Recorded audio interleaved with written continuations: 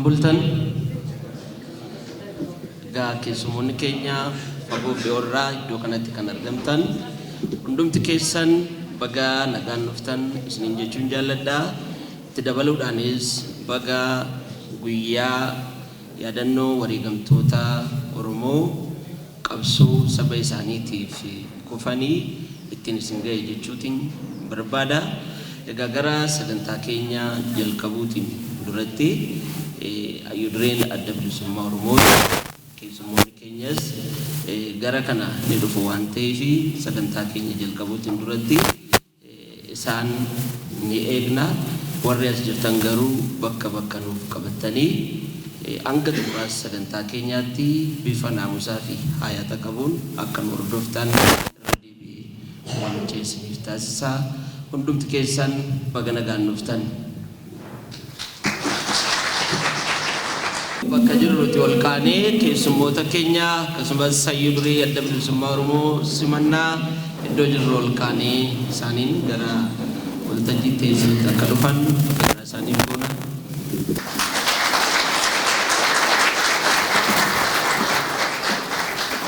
Fayyaataa ulfaadhaa nooraa guddoo kabaja argadhaa ta'a.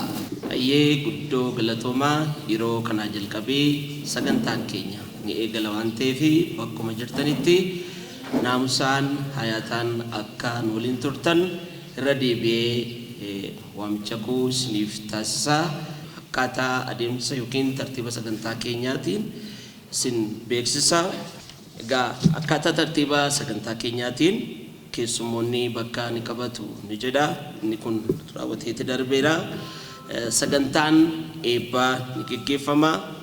Sirna dungoo qabsiisuu ni taasifna. Wal duraa duubaan faaruun goototaa yeroo itti dhaggeeffatamu ni ta'a. Sagantaa kana ilaalchisuudhaan haasawaan gabaabaa karaa hoogganoota dhaabaa kan gaggeeffamu ta'a. Itti dabalees sirna yaadannoo kana ilaalchisee koreen qindeessituu sagantaa kana kennaa addaa keessumaayyuu jaallan qabsoo bilisummaa Oromoo keessatti wareegama ulfaata kaffalaniif kennaa ni qabu. Gara xumuraarratti egaa sagantaa keenya faaruu alaabaatiin goolabnee yeroo bunaaf shayii yeroo suuraas ni qabaanna waan ta'eef sagantaan keenya kanuma fakkaata.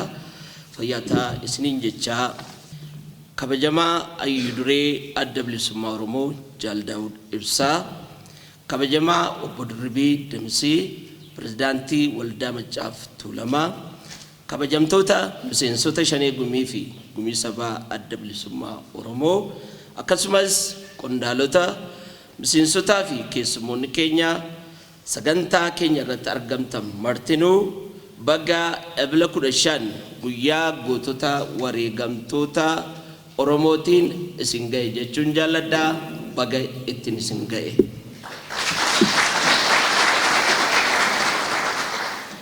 Gaa seenaa qabsoo adda bilisummaa Oromoo keessatti ebilli 15 seenaa bifa addaatiin waggaa waggaadhaan kabajamuudha.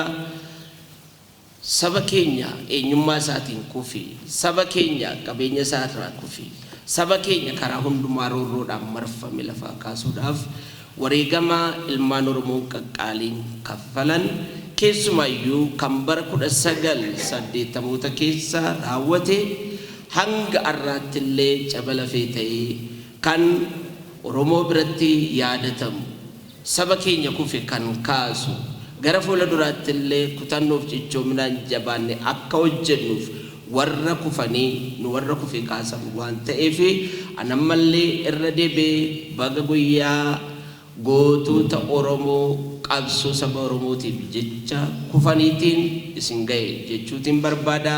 Hundumti keessan baga ittiin isin ga'e.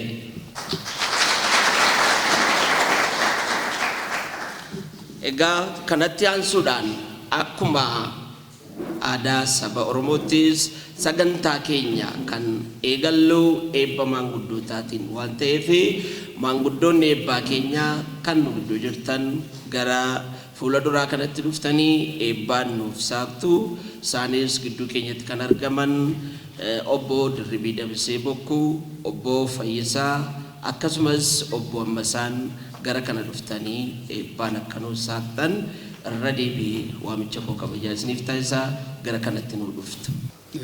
Akkuma aadaa keenyaa yoo waaqa kadhatan wal jedhaniiti harka wal qabataniiti al tokko olluu jedhaati harka wal qabadhaa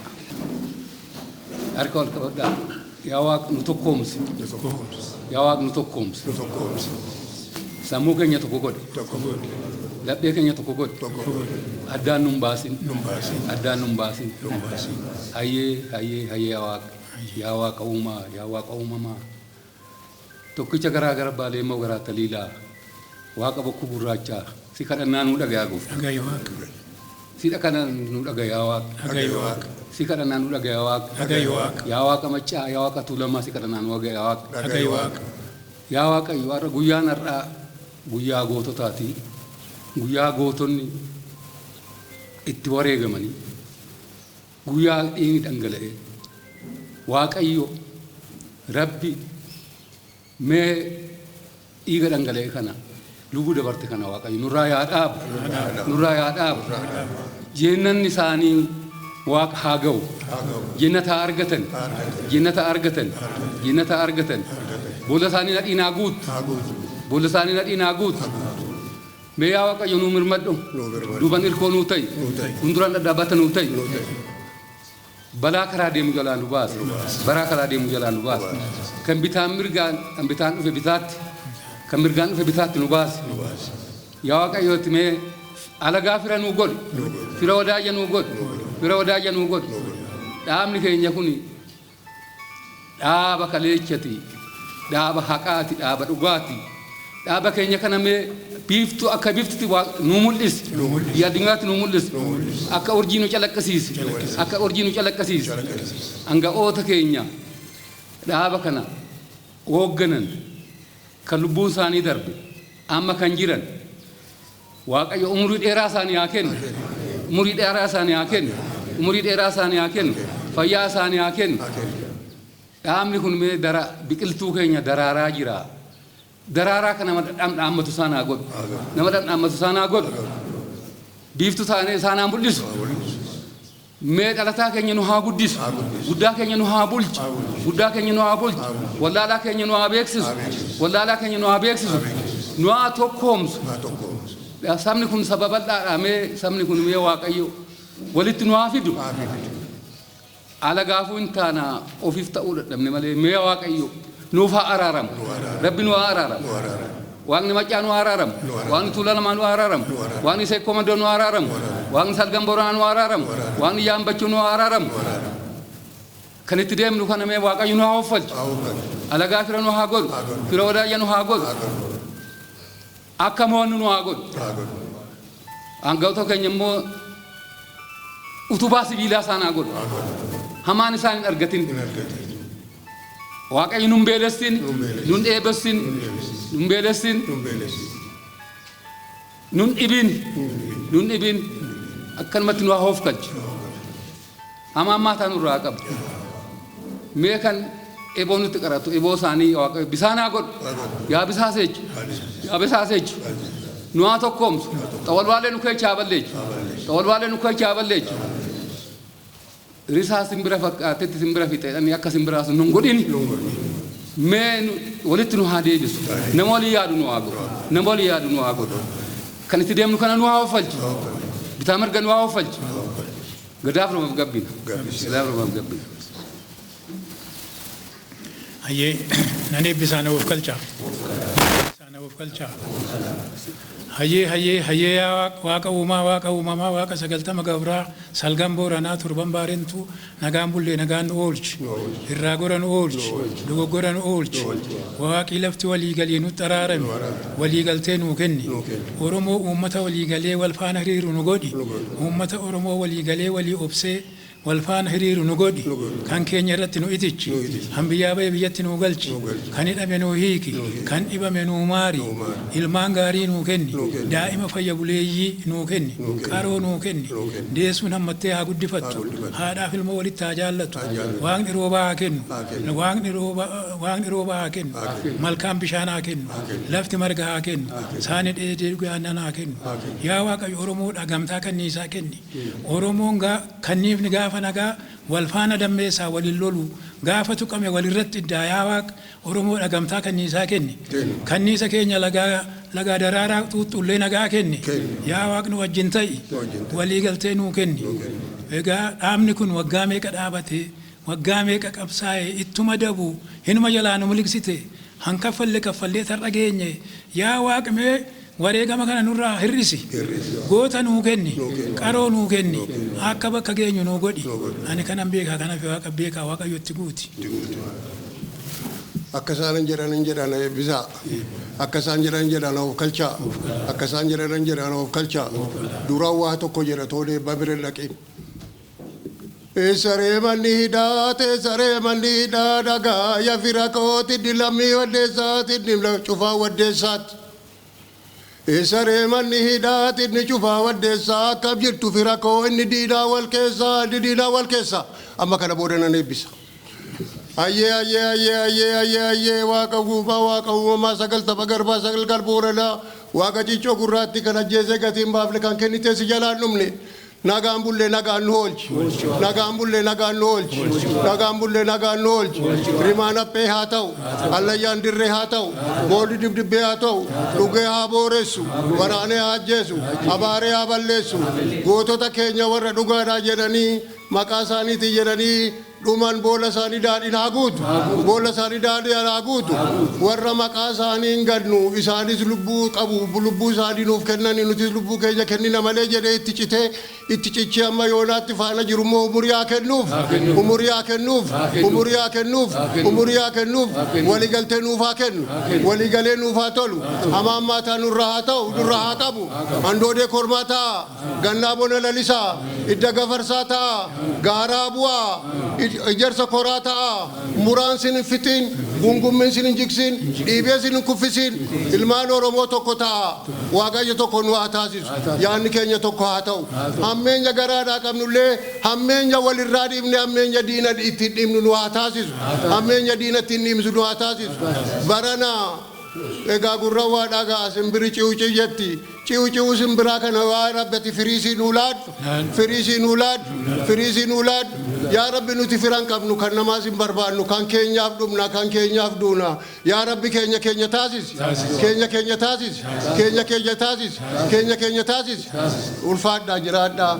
Abaara balleessa waraana ajjeesaa kanuman jedha.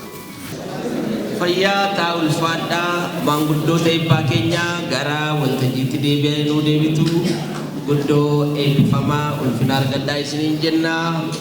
Abaa'oo ta'uun akka itti namatti tolu, akka itti onnee namaa kennu, akka itti ol kaasee nama dhaabu warra kanarraa barnoota guddaa arganne.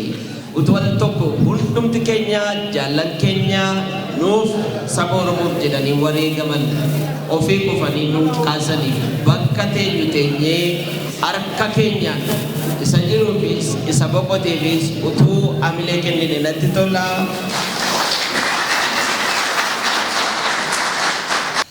Abaa'oo ta'uun hagam akka boqonnaa namaa kennu, hagam akka nagaa namaaf kennu, hagam Oromoo boquu akka ol qabe namarratti osoo hin taane ofii keenya irratti argine.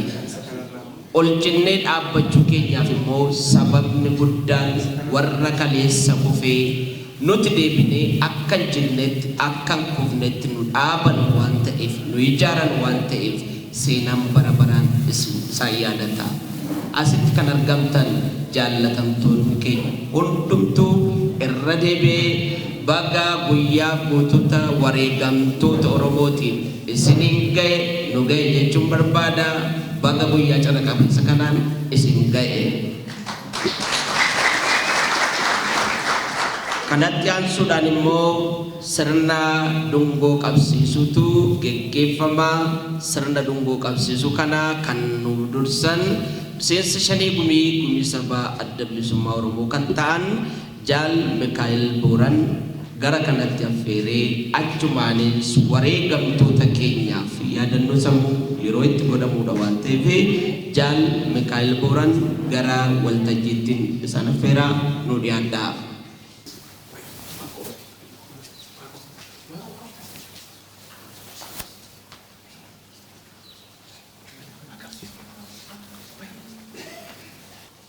Keessummoonni keenya hundumtuu bakka jirtanii kaatanii nuuf dhaabbatanii yaadannoo sammuu akka nuuf taasisan Jaal Mikaa'eliin gara kanatti affeera. Jaallan keenya gootota keenya warra bilisummaa saba keenyaatiif Oromiyaa jiraachisuuf lubbuu isaanii wareegan yaadannoo isaaniitiif daqiiqaa lamaaf mataa keenya gadi qabannee yaadannoo haa goonu.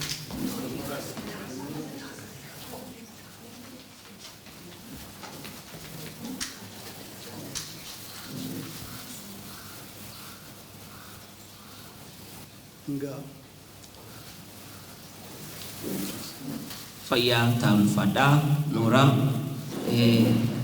warri tiisheertii uffatanii jirtan gara fuula duraa kanatti nuuf dhuftu.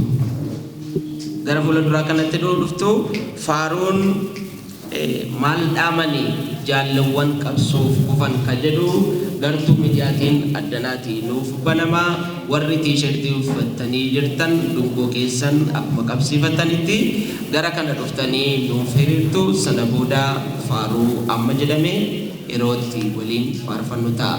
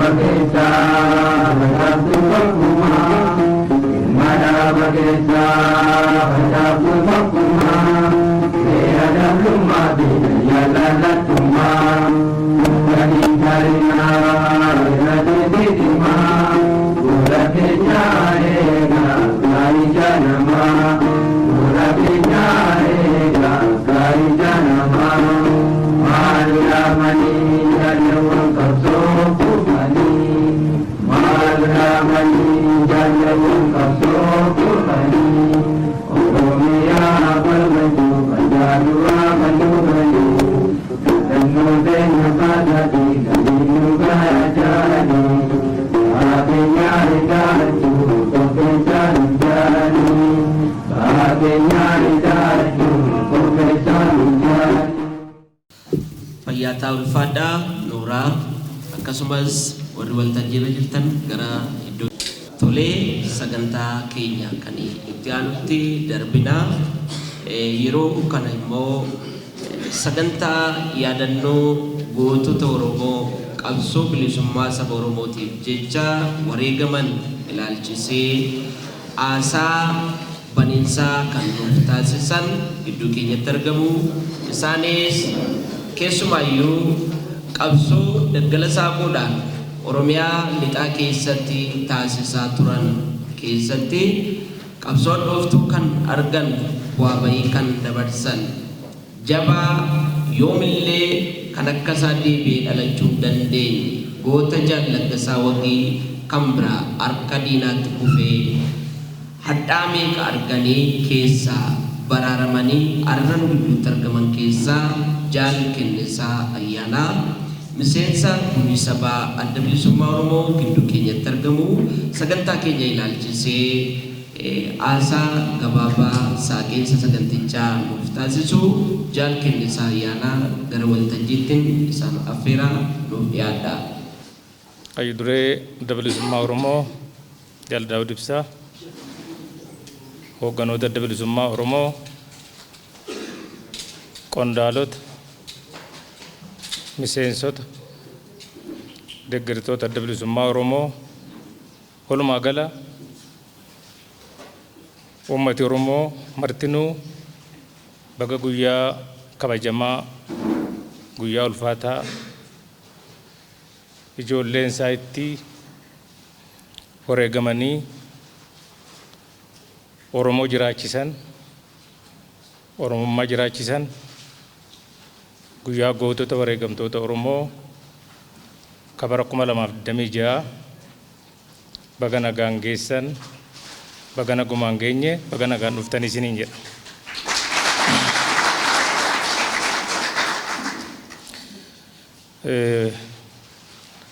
Anaasaa guddaa baniisuma naan jedhanii haasaa guddaa sagantaa tanutti dubbatamuu numa danda'a. Garuu wama gabaabduu isee guyyaan kuni akkuma dura jennee guyyaa ulfaataadha, guyyaa seena qabeessa. Jaallan keenya yeroo adda addaatti bakka adda addaatti haala adda addaa keessatti Oromiyaa jiraachisuudhaaf Oromummaa jiraachisuudhaaf nu warri waliin jirru kunillee akka jiraanee addaatti wal agarru gochuudhaaf lubbuu isaanii qaalii tokkitti dabarsanii asiin nu ga'anii wanni guddaan waan baay'ee naasamuu numa danda'a garuu faaruu goototaa keessaa amma dhageessaniitti waama isaan nutti dhaammatan. Nu lubbuu keenya tokkitti qabnu laannee Oromoof Oromiyaa Oromummaa asiin geenyeerraa warra haftan immoo nurkaa fuudhaatii galfata keenya bakkaan nu gaanu jedhanii jechaadha. Faaruu ammarraa kana dhageenya. Kana galfata kanatu nurka jira jaallan. Oromoon namoota hedduu dhabee gootota hedduu dhabee dhabuunsaa immoo gati dhablee hin taane gatii qaba. Kanaaf warra kana akka lamatti isaan yaadan har'ayyuu yeroo yaadan tokko gaddinee yaadan. Maaliif gaddinee yaadannaa obbiraa dhabnee ba'aa qabsoon irraa qooddatu turanii kanaaf obbiraa dhabuu keenyaaf hin gaddine. Gama biraan immoo maaliif gammannaa utuu isaanii lubbuu isaanii kennanii lubbuu isaanii qaalii kana kennanii ofii dhabamanii Oromiyaa jiraachisuu baatanii nuyyuu as hin jirru yookaan numtu hundi keenya as hin jiru. Oromummaan as hin jiru. Kanaaf bifa lamaan kanaan isaan yaadannaa dhaammannooma isaan nutti dhaammatan bakka hin ga'uudhaaf haa hojjennu. Guyyaan kun guyyaa ulfaataadha jenneerra guyyaa kabajamaadha. Kanaaf bakka guyyaa kana geessanii dhaammannoo isaanii ofitti fudhannee waan isaan utuu itti deemanii karaatti hanqatee hafee warra bakka hin ga'u nu haa godhu.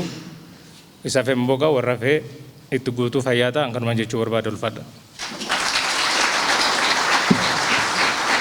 Jaal kennisaa ayyaana fayyaa ta'uu ulfaadhaan isin jedha gara waltajjii iddoo isaaniitti nuuf deebi'u. Egaan keessummoonni keenya har'aa asitti kan argamtan seenaa saba Oromoo keessatti guyyaan kun guyyaa addaadha. Guyyaa Oromoo bira biratti bara baraan yaadatamuuf faarfatamuudha waan ta'eef jiraachuu keenya har'aatiif sababni guddaan warra kaleessa kufee akka hin banne akka hin kufne akka hin dhabamne nu taasise waan ta'eef irra deebiidhaan baga guyyaa gootota Oromootiin isin ga'e jechuun barbaada.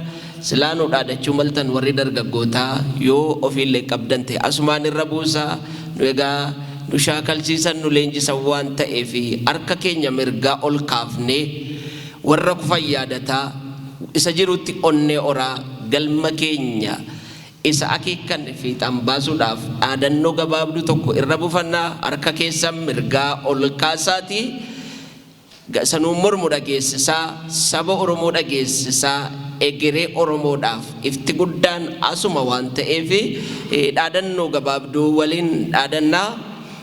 Kallachi qabsoo Oromoo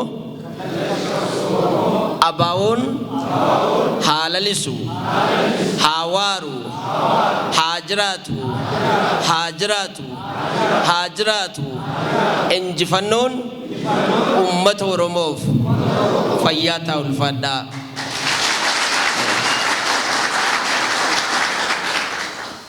Egaan yeroo kana ammoo seenaa qabsoo adda bilisummaa Oromoo keessatti namoonni bu'aa bahii hedduu argan uumamuu isaa irraa jalqabee waldaa Maccaa fi Tuulamaa fi sababa kan ta'an achi keessaas abaa'oon dhalate. Waldaan walgargaarsa Maccaa fi Tuulamaas har'a akeekni sunis ni jira warri sabaatanis nu gidduu jiru. Addi bilisummaa Oromoo akeekni isaa ni jira. Namni waggaa 50 waggaa 40 nutti faarsa. Anga Oromoon jiru abaa'otu jira. Anga abaa'oon jiru Oromootu jira. Isaan kun adda baanii jiraatan paartii siyaasaatiin olitti waan ta'eef warri yeroo hundumaa hin turtanii ni bubbultanii dhabamuu didda waan jedhan nuti ammallee anga Oromoon jiru dabarree jiraan akkasuma miti. Kaban nuti miti kan ijaaramne waan ta'eef isa kanaaf immoo warra itti cabanii bu'uura buusan keessa nama jabaa kennaa addaa kenninuuf tokko ni qabna. Qabsoo Oromoo kallattii garaagaraatiin finiinaa ture karaa bahaa, karaa lixaa, karaa kaabaaf kibbaa keessatti sochiin bal'aan taasifameera. Haa ta'u garuu karaa lixa Oromiyaa keessumayyuu qellem daarii Maccaa qabatee qabsoo kana lafa qabsiisuudhaaf humna xiqqaa tokkoon utuu socho'anii namoota hedduu itti dhabneerra. Baay'een isaanii summii nyaatanii kan dhabaman, baay'een isaanii rasaasa diinaan kan dhabaman, hedduun isaanii beelaaf dheebuudhaan achi buuteen isaaniillee kan dhabame. Haa ta'uti garuu lubbuun dhala namaa harka Rabbii jirti waan ta'eef hedduun biraa kufanii hedduun biraa dhabama ta'anii diinnis dhabamsiise balleesse utuu jedhu hambaa gootota kaleessaa keessaa har'a qabsoo lixa Oromiyaatti daggala saaqanii lafa qabsiisuudhaaf adeemsa keessallee chaartaraan boodattis qormaati guddaan yeroo waraana bilisummaa Oromoo mudate. Kaan biyyaa baqatee kam mootummaatti galee akkumayyuu Jaal Kamaal qalbeessaa jedhe ani waraana kana dhiisee hin galu hanga xumuraatti wal ijaarre of ijaarre qabsoo kana itti fufsiifna jechuuf chaartara booda jiraachuu waraana bilisummaa Oromoof jiraachuu adda bilisummaa Oromoof sababa guddaa ka ta'e qabsaa buleessa gameessa hayyu dureen adda bilisummaa Oromoo Jaal Daawud Ibsaa gidduu keenyatti argamu mee gammachuu qabnu harka keenyaatiin ibsina.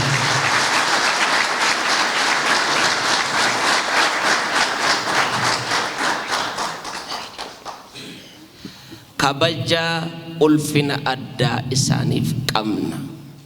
Ugguramanii utuu jiranii gadi hin baanutuma jedhanii dhaloota kumaatamaan qaranii gaafa gadi baasan ammoo akkuma argaa jirtan abaa'oon nama qara, abaa'oon nama barsiisa, abaa'oon nama ijaara, abaa'oon obsa namaa kenna. Kanaaf immoo fakkeenyi guddaan tokko har'a lubbuun kan jiran Jaal Daawud Ibsaati.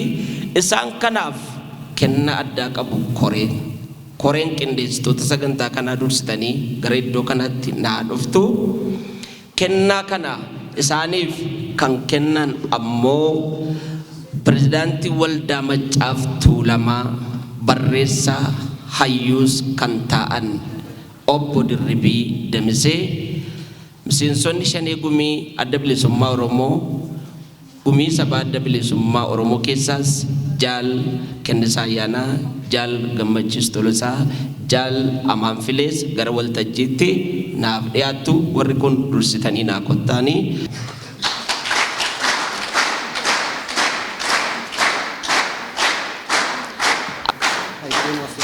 Bakka jirtanii hundumti keessan lafaa olluuf kaatanii Jaal Daawud Ibsaa hayyu duree adda bilisummaa Oromoo gara waltajjiitti nuuf dhiyeessitu.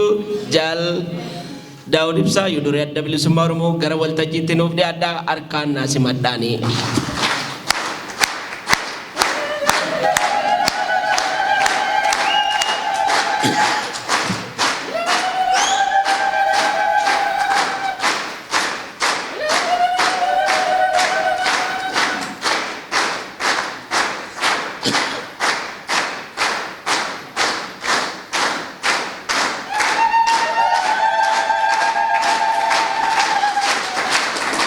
Akkuma dhaabbattee jirtanitti kennaa kana kan nuuf kennan Jaal obbo Dirribii Damisee pirezidaantii waldaa Maccaaf Tuulamaati. Isaantu egaa kenna.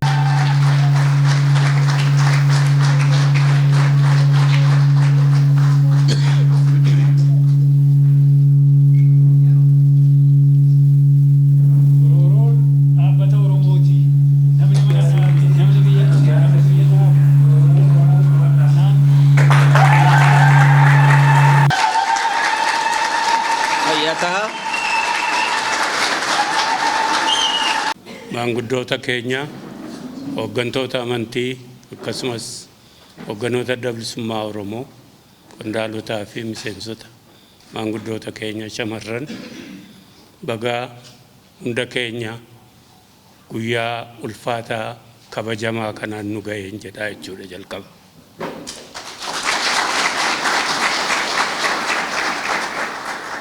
Kanneen guyyaa kana carraa argannee umriin keenya jiraatee guyyaa kana kabajne carraa qabnaa galata Waaqaa jennaa jechuudha. Kanaan nu gahee gootota keenya faarsuu, gootota keenya guyyaa wareegama isaanii kabajuu kanaan nu gahuu isaatiif galanni haa ga'u jennaa jechuudha. Guyyaan kun akkuma jaallan jedhani guyyaa ulfaataadha. Sabni goota isaa hin kabajne hin jiru addunyaa kanarratti. Goototi Oromoo guyyaa kana akka kabajaman dhaabni keenya waggaa meeqa fuuldura nu murteesse.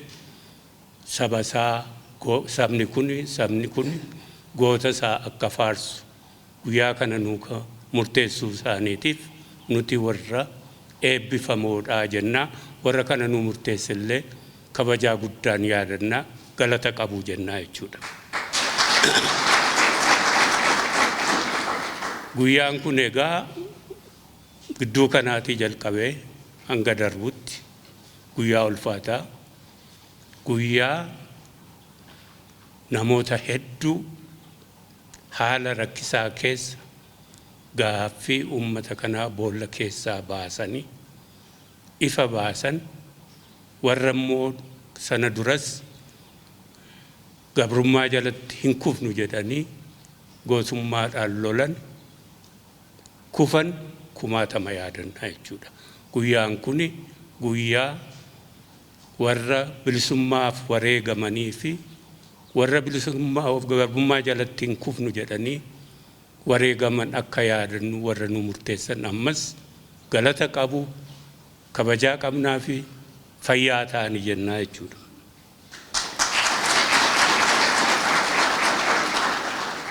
Guyyaa kana gidduu kanaa jalqabee bu'ii bayii keessa darbine, namoota nu biraa kufane, namoota seenaan yaadannu hedduu isaanii baasnee akka buufnu, maaliif akka kufani, namoota akkamii akka ta'an irra deddeebine akka yaadannu nu dirqisiisa.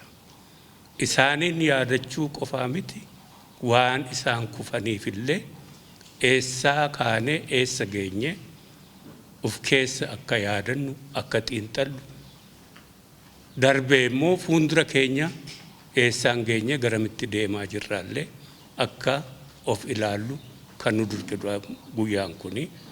Kanaaf guyyaa waan baay'ee wal makaa ittiin yaadannudha jechuudha. Isaan kana keessatti namoota ulfaatoo, namoota beekoo, namoota dandeettii guguddaa qaban, warra akka Jeneraal Taaddasaa Birruu faa, warra akka Baaroo Tumsaa faa, warra akka Magarsaa Barii faa, warra akka Gadaa Gammadaa faa, osoo hin jaallatiin nu fuuldura deemu hundi isaaniitu yaadannaa jechuudha. Akkamitti akka of biraa dhabnes yaadannaa jechuudha. Warra dabaan shiraan of biraa dhabne garuu immoo gaaffii uummataa, eenyummaa uummataa boolla keessaa baasuuf wareegama isaan baasan immoo ittiin boonne, ittiin boonuu qofaa miti, ka isaan qabatanii ka'ani qaanqeen suni, abiddi suni osoo hin dhaamiin fuuldura deemee asiin ga'u immoo itti gammanneeti yaadannaa jechuudha. Haala wal makaa kana hundatu wal nu dura fuuldura dhufaa, gadda, aarii, gammachuu immoo kanatu jira. Kana hunda wal fuuldura dhaabbannaa jechuudha. Dhaabni kunii fi uummati kunii, qabsoon kunii waan inni keessa darbee as gahe namni hundi sammuu isaa keessatti seenaa isaa ni beeka. Yeroo bu'ii bayiin kun ulfaataa, abdii kutachiisaa, ammoo deebi'ee abdii kennaa ka as gahe kufaa ka'aa asiin gahe kana of keessa yeroo yaadatu, haala keessa jiruu fi fuuldura isaa yeroo ilaalu immoo gammachuu guddaa, abdii guddaa, warri kufellee baga kufe ittiin kufe nutillee baga galfata isaanii baatannee asiin geenye galata kee yaa Rabbi nu taasise asiin nu gahee jechuu gara fuulduraatti immoo ifa nutti agarsiise jechaa yaadataa akkasitti yaadanna baga asiin geenye hundi keessan baga kanarraa osoo makiin as geessanii carraa qabdu galata qabdu jechuudha. Addi Bilisummaa Oromoo fi qabsoon kun yeroo adda addaatti akkaataatti ka'ee fi gaaffiin qabatee ka'e bifa adda addaatiin nagaadhaan gaaffii uummata kanaa fuulduratti baasuudhaaf jalqabe, nagaa qabsoo nagaa jalqabe wal yaadachiisuuf warri Western Oromo Confederation nagaadhaan gaaffii isaanii gaafachuutiin jalqaban. Karaa bahaa Eden deemanii xalaadhaan gaaffii uummataa mootummaa Ingiliziitti dhiyeeffachuudhaan nagaadhaan jalqaban. warra arfan qalloo yoo yaadanne aadaa uummata kanaa boolla keessaa baasuudhaaf wal ijaaranii aadaa uummata kanaa akkaataatti guddisuudhaaf nagaadhaan qabsoo isaan godhan yaadanna. Haa ta'uutii irra hedduun isaanii immoo wareegamaa fi dararamaan deebiin kennameefi. Itti fufee waldaan Maccaa fi Tuulamaa haala nagaadhaanii fi nagaadhaan guddina uummata kanaa fi uummati kuni sirna kanuma jalattuu jiraate akkaataatti rakkinaa fi hiyyumaa fi wallaalummaa keessaa bahu karoorfateeti nagaadhaan qabsoo jalqabe. Addi Bilisummaa Oromoollee bifa adda addaatiin magaaluma kana keessatti gartuu aadaa ijaaree gartuu aadaa agarsiisa aadaa bakkoota adda addaatti immoo gartuu aadaa Ambootti, Naqamteetti fi Arsiitti bakka hedduutti ijaaree akkasitti jalqabe qabsoosaa. Ofii isaa immoo nagaadhaan of ijaare. Kun hundi nagaadhaan gaaffii uummata kanaa deebii akka argatu tattaaffii daandii dheeraa keessa deemame booda deebi'ee nu yaadachiisa jechuudha. Darbee bara chaartara kana keessatti hirmaannaadhaan haala nagaadhaan qabsoo uummata kanaa deebisuudhaaf daandii filatamee wareegama baafame isaan kana hunda keessattuu wareegama ulfaataa bara chaartaraa baafame seenaa uummata kanaa keessatti gaafa barreeffame as bahu hagam akkasuu kanneessa akka ta'e namni hundi ni yaadata jechuudha. Kana hunda maaliif hin kaasaa? Addi Bilisummaa Oromoo fi uummati Oromoo nagaa jaallata. Yeroo jedhamu gaaffii isaa fi fedhii isaa fi dantaa isaallee nagaadhaan argamsiisuudhaaf tattaaffii inni godhe waan dheeraa keessa darbe.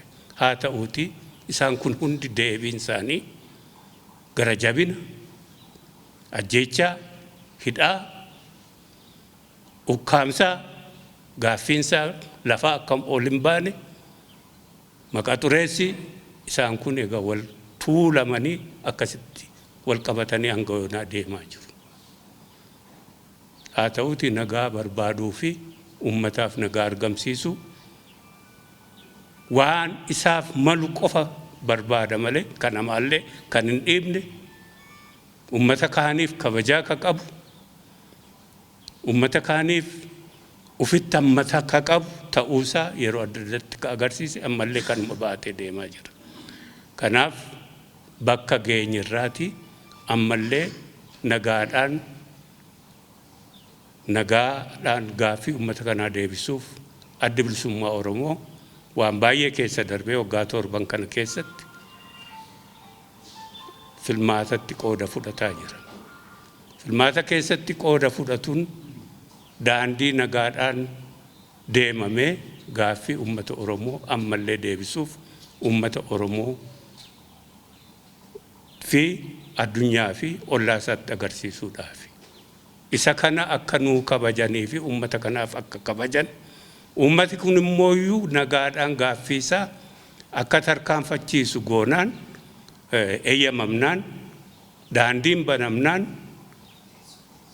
harka 100% namana yeroo gabaabaa keessatti sirna isaaf malu ni ijaarrata uummata Oromoo.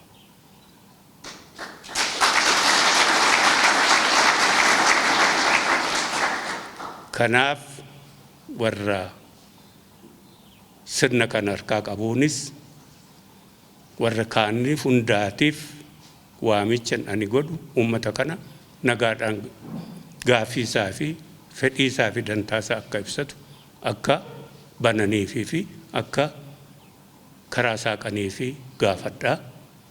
Nutis karaa mataa keenya kana qabanneetti deemna akka nuu kabajan gaafadhaa. Fayyaa ta'aa ulfaadhaa.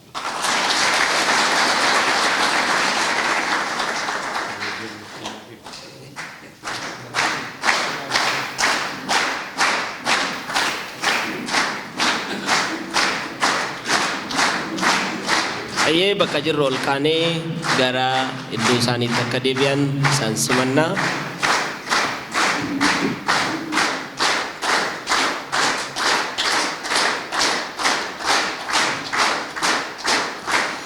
Fayyaa taa'ulfaadhaa nooraa guddoo kabaja argadhaa isiniin jenna. Egaa guyyaan kun Oromoo biratti guyyaa addaati.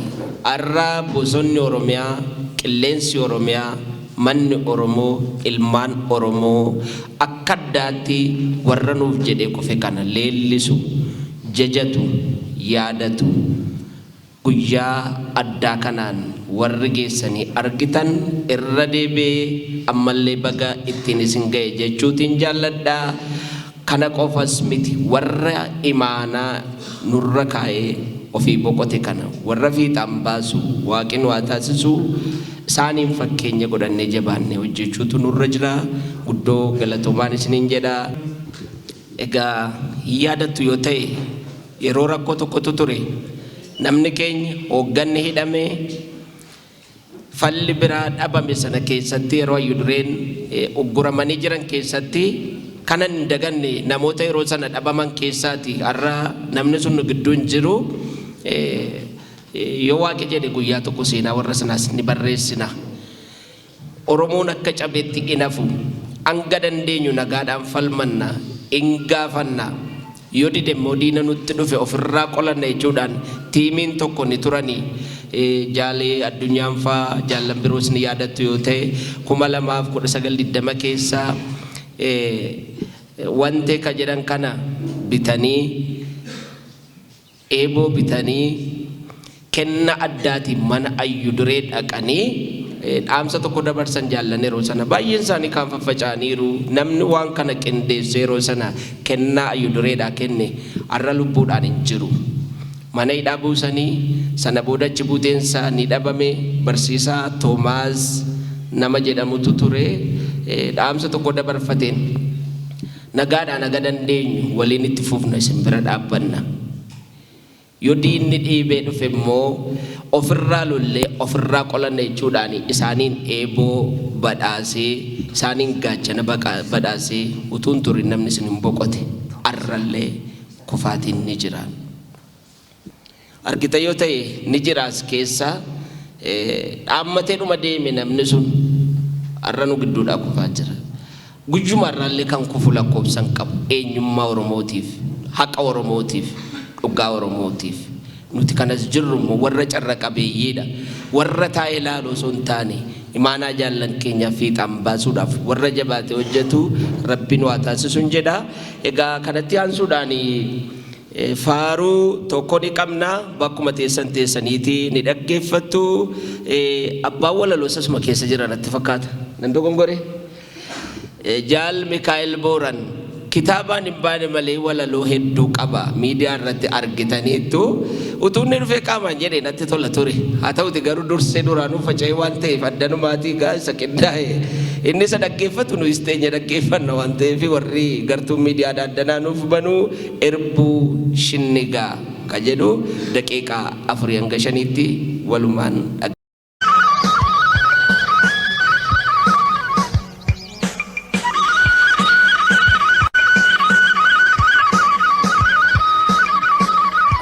Irbuu Shinnigaa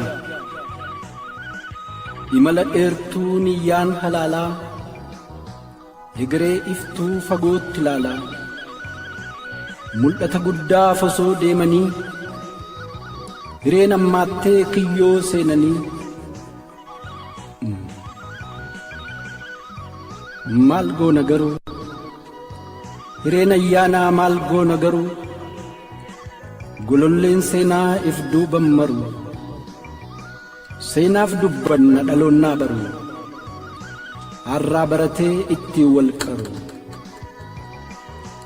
jilli goototaa qarayyoon sabaa dhimmi deemaniif kan akkaan jabaa Shinnigarratti rakkoon mudattee shiftaa harka seenuun bobbaan gufatte gareen shiftootaa warri kafeetee eenyummaa jilaa laayyoo maseete amantiin qooddee kan feete jeesuuf wal ganan jettee seenicha meessuuf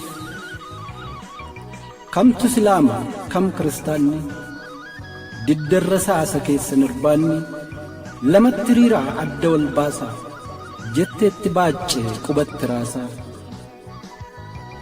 nuti amantiidhaan gargar hin baanu nuti Oromoodha duunuu jiraannu jedhanii didan jillar kan laannu sodaa du'aatiif kadhaawwawwaanne murtii gootummaa maayyii fudhatan hadhaa du'aatis waliin unatan muratoo sabaa asafee hin qabne guyyaa shinniigaa akkasii dhabne timjii amantii wal gidduu dhiqee dhiigni oromummaa walitti niqee walitti titee waliin dikaawee seenaa biqilchee gurmuu tokkummaa keenyaa itiche utubaa lafee dhibaayyuu dhiigaa siidaa tokkummaa irbuu shinniigaa dubbii eenyummaa dhaala dhalootaa arjooma lubbuu galfata gootaa abjuu tarsiimoo waadaan dulloomne haalaaf yeroo irratti kan hin hundoofne irbuun shinniigaa jinfuu qarrisaa gurmuu sabummaa tiksuu galmisaa falmaa biyya abbaa cimsuu galmisaa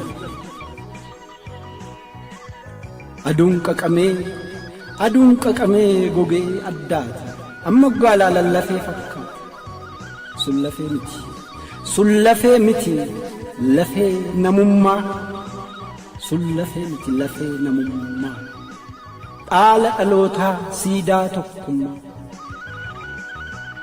qabeenya qaalii hundarra caala gatiin baasomtuu madaala sun lafee miti qabeenya keenya gaaf tokko noolu fuunee ol keenya dhaala dhalootaa ta'ee tikfama asxaa gootummaa tahee ibsama dhaloota boodaan laalee onnata kaayyoo masakaa irraa tolfata dhaala dhalootaa tahee tikfama asxaa gootummaa tahee ibsama dhaloota boodaan laalee onnata kaayyoo masakaa irraa tolfata laalaa yaadannoo mudannoo baddu murtii gootummaa murannoo jabdu du'a faarfamtuu ta seenaa qabdu irbuun shinniigaa baraanuun cabdu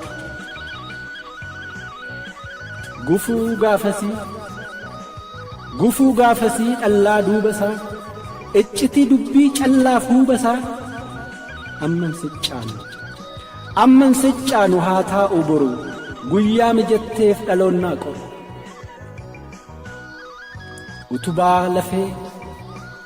utubaa lafee dhibaayyuu dhiigaa siidaa tokkummaa irbuu shinniigaa ni kunuunfanna dhaala dhalootaa galfata nyaannu galfata gootaa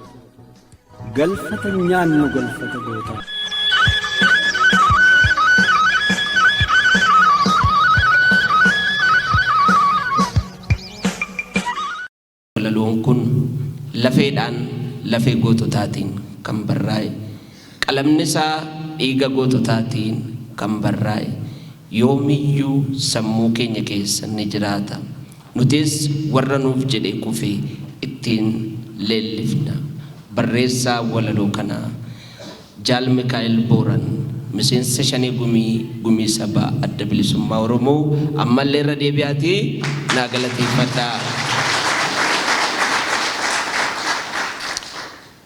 Horii bulii deebanii siin jennaa baay'ee nutti toleera maal kana qofaree arras immoo anis biraan hafu jechuudhaan tarii yoo gidduu kana jiraatan hin beeku Jaal Geessisaa Kuusaa sagantaadhuma kana ilaalchisuudhaan walaloo ni qabu tariiti gidduu keenyatti argamaniiru yoo ta'e gara waltajjiitti isaan affeeree isaanis daqiiqaa 4 hanga 5tiif walaloo gabaabduu tokko nuuf dhiyeessu. Jaal Geessisaan bakka jirtanii meollaakaa harkaan naasimadhaa mana hidhaa keessattillee gammoojjii biyya ormaa keessattillee goota biyyaaf gad hin jenne Jaal Geessisaa Kuusaa Egeree naaf simadhaa. Ebila 15 baga nagaan geessan jaallan qabsachuu kan hundi bakka maraa yaadachuu akkasumas guyyaa seena qabeessa guyyaatti yaadannu gootawwan kufan kaleessa bilisummaa saba isaaniif jedhanii osoo qabsoo haqaa geggeessanii jaallan qaqqaalii hedduutu kufanii dhalootaaf fakkii gaarii ta'anii dhalootaaf fakkii gaarii ta'anii angarraas geenye osoo kaayichan sharamne bilisummaa yookaan du'a jenne kaayyukkumatti cichine irbuu keenya saaronfanne irbuu dhiigaaf lafee eenyutu nyaatee afee shira yartuu obsine kaayyooma isaanitti cichine kaayyooma isaanitti cichine akka rabbii farra geenye haalli rakkoo hedduu dandeenye ishee qabsoo keessa ishee nu mudatte arraaf kaleessa garuu harkan laanne kachachaltuu sin taane hubadhaa yoomillee ni hojjeta haqichi waan haqa ta'eef kaayyichi kanaaf yaaltee dadhabde warri galgalli ishee bade nyaara ishee addatte soogiddaan iyya ishee dhiqatte guyyuu arraba ishee kijibaaf qaratte fiffigaa turte amuummatte garuu hin milkoomne haala ishee kan hubanne dhiigaaf lafee irra jette irbuu kaayyoo akka irbee goote mee maaluma baasuuf dhamaraasu irbuun kaleessaa isaan hin baasu isaan qabdii gaadite dhiigaaf lafeen jaallanii iyyite dhiigaaf lafeen jaallanii iyyite kanattaan see dhaamsa jaallan kufaniin dubbisa kan jaallan kufanii arraaf kaleessa sirriitti caqasaa dhaamsa seena qabeessa waan isaan nuuf dhaamanii galfata kaayyoo haqaa nutti laatanii addunyaa kanarraa boqotanii egaa caqasaanan dubbisa nutis hin nyaannu galfaticha galfata seena qabeessa yoomillee jabeessa bakka jirtan cufaa kaayyoo haqaa itti fufaa hanga galma ga'uuf kaayyichi ajabaatu qabsichi osoon daddaa qabne jabeessuu qabnaa galfaticha galfata jaallan kufanii galmaan ga'anuun jedhanii kan isaan nutti laatanii jaallan qaqqaalii kaleessa galfata isaanii jabeessa galfata isaanii jabeessa Oromiyaan bilisoomtu abbaa biyyaa isaa taatu kanaaf hin qabnu shakki hedduun nuuf ta'aniiru fakkii bilisummaa isaanii argatanii kanneen abbaa biyyaas ta'anii kanaaf isaan fakkeenya keenya ciccinee kaayicha galmaan geenya obsaan murannoo gaafattu kanaa hubannu jala sararre osoo dhiigaaf lafeerran tarre osoo dhiigaaf lafeerran tarre dhiigaaf lafee jaallan kufanii galfata kaayyoo haqaa nutti laatanii galfata kaayyoo haqaa nutti laatanii kanneen armaan gadii kana yoomillee hin dagatina jaallan qaqqaalii hedduu dhabne kanneen obboo dandeebine dhiigni isaanii hedduu dhalche kan akka isaanii kaayyootti ciche goota dhalcha isatu daandii abbaasaatti cicha maal godhuu jufuun fultuu ishee yoomillee hin taatu ishee yoomillee hin taatu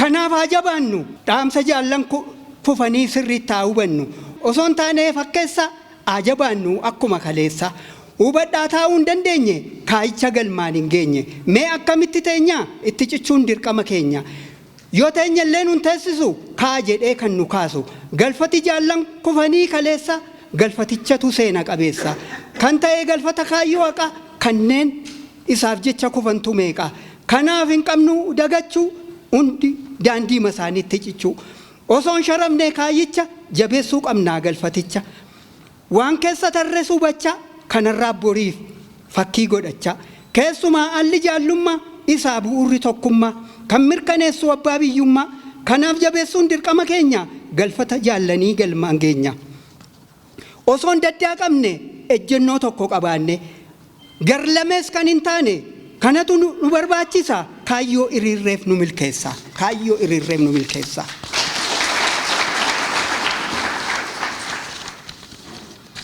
waan nuuf dhaaman qabu waan nuuf dhaaman qabu waan nuuf dhaaman qabu jaallan irraaf kaleessa dhaamsi isaanii seena qabeessa hubadha akkas jedhaa dhaamsichi yoomillee isaan hin dagatu seenichi eegaa nuti illee boqonne kaayyoo keenyaaf jenne daandii marii irratti cichine osoon daddaa qabne bilisummaa yookaan du'a jenne seenaa gaarii galmeetti galchine dhaloota boriif kan ta'u fakkii galmaan ga'uuf tasa kan hin qabne shakkii kaayichumatti cichaa seenaa gaarii galmeetti galchaa seenaa gaarii galmeetti galchaa garuu Garuu dhaamsa keenya kana dagattanii yoo obbooda deebitanii dhiigni keenya ni iyyatti kan dhangalaateef haqarratti. Isheen Oromiyaa keessa kan boriis dabalatte maaloo nan dagatinaa jette. Qabsoon dheerates jettanii alaan dhaluu baay'istanii hin ta'inaa gufuu keessa daandii keenya gufachiisa.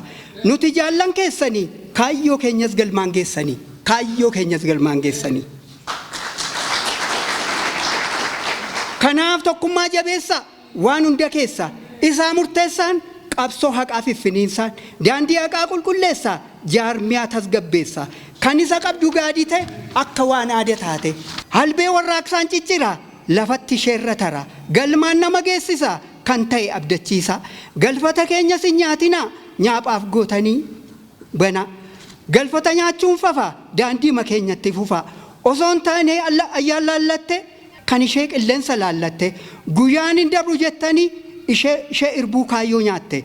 Kanarraa of eegaa jabeessaa daandii dhugaa. Osoo hin fakkeessine nyaapha keessaas hin taane. Nyaapha keessaas hin taane.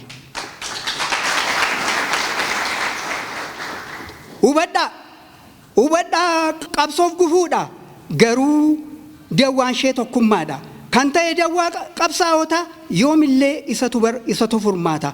Kan uummata Oromoos dabalate yoomillee kan nu gaafate. Hubadhaa tokkummaan meeshaa caala. Kan ta'e meeshaa lola. Hubannuu jala sararre osoo dhiigaaf lafee isaanii irra hin tarre. Dhiigaaf lafee jaallan kufanii seenaa gaarii galmeetti galchanii. Kanaaf kana dagannaare jaallan hedduutu nu biraa tare. Cicheessanii seenaa gaarii galmeetti galchanii. Ekeraan isaanii haa boqotu. Kaayyoon isaaniis karaatti naftu. Kaayyoon isaaniis karaatti naftu. Injifannoon uummata Oromoof gaakaara. Harka walitti rukutaati jaalgeessisaa kuusaanuu simadhaa qalamni keessa nama ergisu fayyaataa ulfaadhaa bilisummaa argaan isiniin jedhaa guddaa galatoomaa.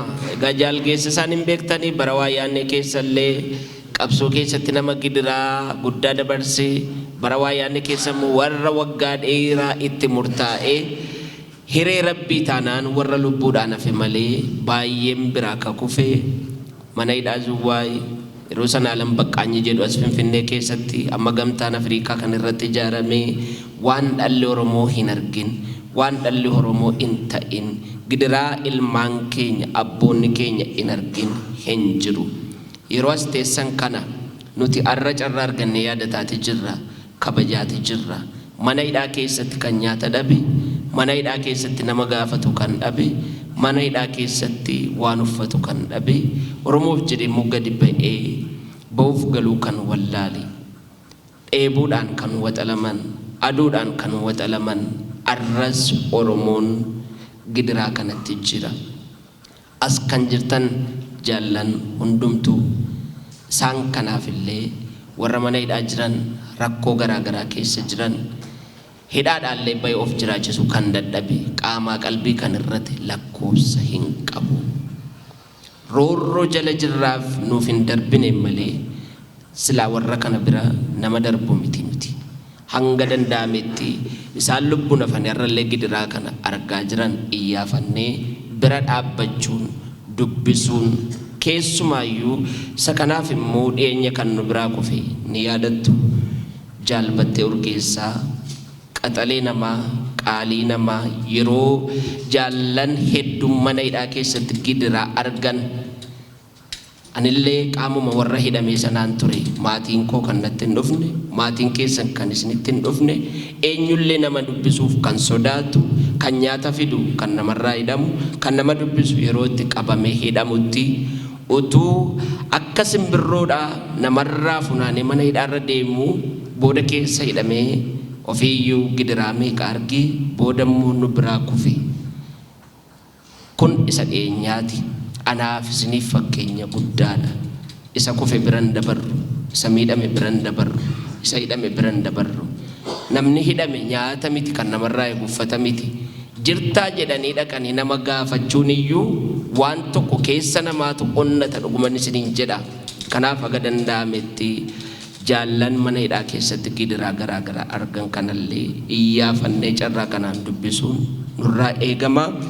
Sagantaa keenya egaa gara xumuraatti fidaati jirra baay'een nu nafne haa ta'uti garuu warri kaan haasa'aniiru warri kaan bifa walalootiinis egaa waan dubbataniiru akka walootti immoo faaruu yookiin walaloo Jaal Mikaa'el keessaa waloomaan waan gabaabduu tokko waliin jenna hin dandeenyu lakkii qooqan qabuun barbaachisu inni kun isa kan qabsooti waan ta'eef qarannee dhumatu jecha akka dhaadannoottis ta'utu achi keessa jira hundumti isaa dhuguma isiniin jedha nama keessa hin badu haa ta'u bifuma dhaadannootiinis bifuma walalootiinis wanni achi keessa taa'een jira aluma tokko waloomaan na jalaa qabdu isheen iyyuu sarara lama qofaa itti naaf qophooftu utubaa lafee dhibaayyuu dhiigaa siidaa yaadannoo irbuu shinnigaa ka jedhu jira isa kana na duubaan jettu wal harkaa fuuna utubaa lafee dhibaayyuu dhiigaa utubaa lafee dhibaayyuu dhiigaa siidaa yaadannoo irbuu shinnigaa siidaa yaadannoo irbuu shinnigaa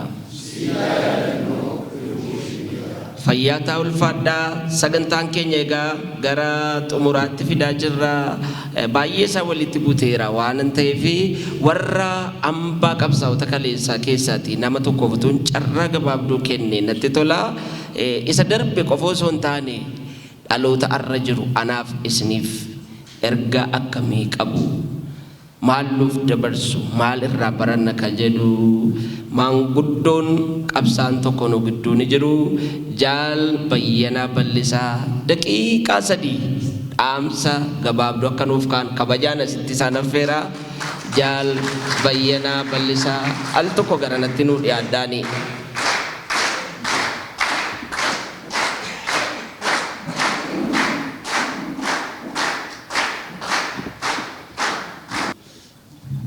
Nauf kosha warri dargaggoon kun otuma nootisii wayis nama allaatiin waan nu jedhanumatti wanni jedhu kana itti yaadne haa ta'uuti waan hin jechuu barbaadu baay'een himameera qabsoon kun hadhooftuudha baay'ee hadhooftuudha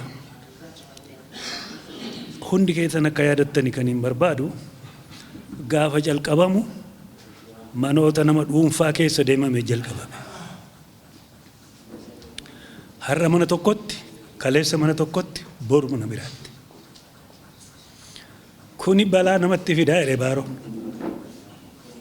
kana keessaa ba'uu qabna jedhe nama shunkurtaa fi qaaraa bitachuu barbaadu fakkeesse naannoo Atikilti Taraa amma diigame kanatti mana tokko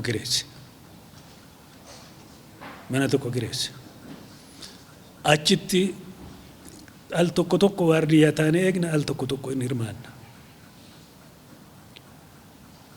achirraa ka'eeti dubbiin kun addana ga'e egaa akkuma jedhame isaan sokkaniiru isaan deemaniiru karaa isaanii qabataniiru garuu warri itti cichee hafe kuni uummanni itti cichee hafe kuni dheebuu bilisummaa qabu gidiraa keessa darbe ammas keessa jiru irraa hin buune hin jalqabame malee kun immoo attamiin cabuu danda'a attamiin irraa bu'uu danda'a yoo jenne akkuma sila manguddoonni hogguu eebbisanii tokkummaa jedhanii kana tokkummaa kana yeroo baay'ee waldaa Machaaf Tuulamaa irratti faarfachaa turre faarsisiisaa turre tokkummaa yoo jiraannedha tokkummaa yoo horanne tokkummaa yoo godhannedha yoo wal hennedha orma dhaga'uurra walii keenya wal dhageenye walii keenya yoo wal kabajne gaafa sana diinni baquu gadi qabata kana jala murree baruu qabna dhugaadha yoo baala abbaan ofirra hin buufne ollaan namarra hin buusu yoo abbaan kabaja ofiif hin laanne qeesaaf hin laanne dallaasaaf hin laanne ormi kabaja namaan kennu abbaan dura of kabachiise naannoo ofii nama kabachiisa nama kabada. Kanaaf mallas shirasaa wajjiniinuu waan tokko tokko al tokko tokko waan gaariin dubbata. Waan gaariin dubbata. Finfinneen daseetii addaa miti jedhe warra Finfinnee keenya hankeenya jedhanii. Unootoo galuu barbaanne karaa baanee galuun qabnu Oromoodhaan Oromiyaadhaan marfamneetu jirra dhaabaa waan akkasii jechaa ture. Ar'allee warri kana iyyanii jiru. Darbanii immoo Finfinneen Oromoo yoo mitan jedhan nutti dhufanii Waaqayyoon waa baasu. Waaqayyoon waa baasu. Qaamni tokko tokko immoo iddoo afuritti immoo iddoo meeqatti hinnaa ciccirraa kan jedhan immoo uumaman yeroo kana keessa baay'ee nama dhiba. Baay'ee nama dhiba. Egaa isa ciruu isaanii ciramuu isaanii bullee kaanee ilaalla. Ofiyyuu ciramanii yerootti badan ni beekna. Akkan taane akka ta'an ni beekna. Kunoo obbo Dirribuun fa'aa lubbaa booraa yogguu dhufanii as galanii reeffa sangaa taraatti akka argaa turanii na yaadadha. Tokkoon isaanii hin jiran gara arrabni isaanii waan jirtuuf horiin harka isaanii waan jirtuuf kan haasa'u. Amma nuyi maaltu nurraa eegamaa isan jennu gara kanatti adeemnu. Wal jabeessu akkuma sila jedhe wal dhaga'u wal irratti birmachuu. Nam tokko yogguu nu biraa keenya ollaa keenya naannoo keenya hidhamu teenne ilaaluun fafummaadha. Dhaabbachuu qaba kun iddoo tokkotti. Kuni dhaabbachuu qaba. Itti birmachuu maal si godheeti maal ta'eeti jechuudha. Gaafa sana baala namarra buusani. Wanni guddaan wayyaaneen kan gootu yoo namni itti jabaate yoo namni itti onnaa'e akka arginetti jiruurrattis akka argine mana hidhaattis akka arginetti yoo baatti jabaatte hin laafti ija laafti. Garuu mukukkula nurratti uumanii deemani. Isaaniifis hin taane waan nuun isaan nuuf hojjetani isaaniif hin taane. Sorry. Kanaaf yoo jabaanne malee kana keessa ba'uu hin dandeenyu. Har'umallee qeeqa meeqatu jira dhiiroo waliin dhoksinu dhugaan sinitti hima. Ergaa dargaggeessi kun jedheeti dhugaan sin himanna. Filannootti maal hojii deemtu waaloo taatanii akkas ta'ee warri jedhan jira. Oromoota akkati jedha taa'e. Waggaa meeqa balbala cufannee teenyee maal argine maal finne? Hidhaa, ajjechaa, darara addaa ofirra darbee amma maatii keenyatti argaa turre. Iddoo tokko dhaabatanii iddoo tokko dhaqanii waa himachuu dadhabuun balbal xufancii taa'uun fafummaadha ammas. Carraa argametti fayyadamuun dhimma Oromooti. Dhaqee yoo iyyate dhaqee yoo dubbate akkuma amma jidduu falmii kanarratti dhagahamu iddoon yoo argame immoo kana caalaayyuu Oromoo dhageessifachuu akka dandeenyu hubachuu qabna. Warra kana nurraa dhaabbadhaan jedhaanii nani. Warra kana nurraa dhaabbadhaan jedhaanii. Oromummaas miti, Oromoos miti. Qabsoos miti, karaa qabsaa'otaas miti wanti kun. Kanaaf lafa jirrutti bakka ollee bullutti wal haa jabeessinu. Yoo wal jabeessine Waaqayyollee nu bira dhaabatee jabina nuu kennuu danda'a. Yoo wal dhageenye innillee darbee wanni jechuu danda'a. Kana moo waa tokko natti fide kanatu immoo yaa Jeneraal Taaddaseen hooda dhaqaniiru. Wanti qabdanii ta'a jiru ta'a. Hooda maal jedhanii Oromoon kun maaliif afaansaas garaansaas tokko ta'uu dide ta'a jedhanii deemanii bakka baay'ee deeman. Itti himame. Maal wayyaree jennaan sangaa diimaa gurraacha booqaa adii hurmushan kana qopheessaa warra abbaa gadaa nama 9 qopheessaa abbaa gadaa sammoo anni kanamti bullukkoo miti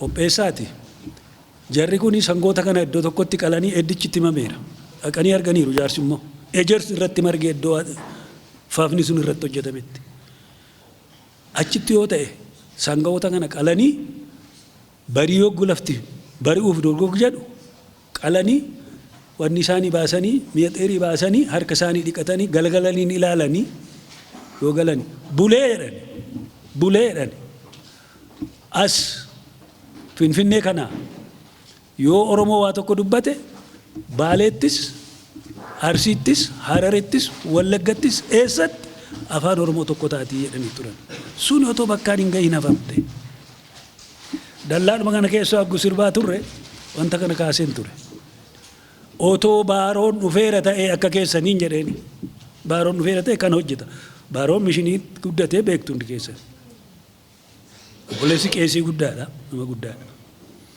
otoo kanammoo duukaa bu'aa waan tureef otoo dhufeera ta'e kanarratti hojjetama as kana dhiifnee wanta kanarratti hojjetamu saayinsii wajjin hin deemu gara duubaatti nun deebisiin waan duuba nu nyaachiri jedhan har'a isaan jireenya jiru warra akka jedhan kana haalatti godhannu ammas nu dhiba inni kun garuu quuqqaa kana garaa keessatti qabanne maaliif ofii keenyayyuu waliin qabannu maaliif waliin gorfannu maaliif wal duukaa akka kannisaa sila akka kannisaa maaliif iyyaanu jechuun nurraati eegama barabaraan doofa taanee barabaraan garraamii taanee barabaraan ammataa jedhamne ammachuun keenya nu miidhe malee waan nu gargaaree hin jiru warra beelee qubachiifnee nyaachifnee sangaa laannee waan feene gooneetu booda waan ta'e hundi keessanuu quba qabdu kun immoo sababa maaliiti isa nuti walii galuu dadhabnu isa nuti karaa saaqnuuf hulaa sana keessa lixeetu hunduu nu borcaa jira kanaaf adaraa waaqaa adaraa lafaa adaraa lafee fi dhiiga warra qabsaa'ota har'a kabajna jennee baade kanaan jabina of keessaa uummannu garaa quuqamaa ofiif keessaa uummannu xiiqiin tokko keenya keessatti sammuu keenya keessatti biqiluu qaba akka warra kaan mooraa addaa waan ta'e waan doofaa itti uumame sana otoo hin ta'in xiiqii ilma namummaa xiiqii eenyummaa hunda keenya keessatti akka uumamu adaraa isiniin jechuun barbaada kanaaf bakka jirtanitti bakka gallutti bakka teenyutti bakka kaanu hundi keenya akka dabballee taanee kan hojjennu barbaada galatoomaa naaf kola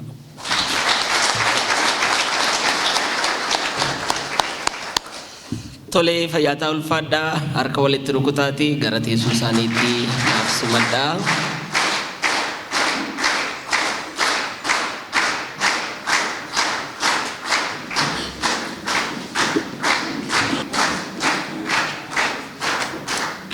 Ayyuu maanguddoo kanarraa dargaggoonni akka waa baratan nan beekaa.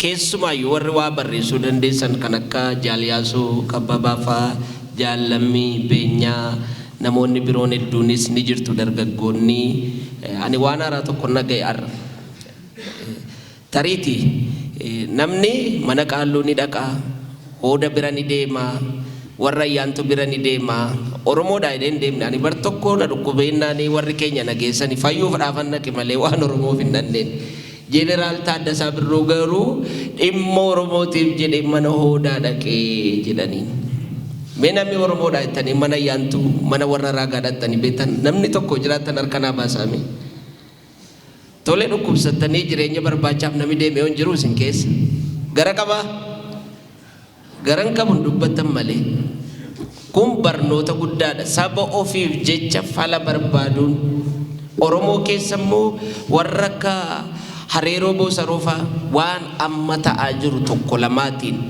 itti gargaaramu dhimma itti ba'uu dadhabne malee Oromoon Oromoodhaaf fala qaba kun barnoota guddaadha kana qofa miti maanguddoon kun hidhannoodhaanis siyaasaanis lolaa turan amma immoo filannoodhaan itti jiru Jaal Bayyanaa Bal'isaa akkasuma miti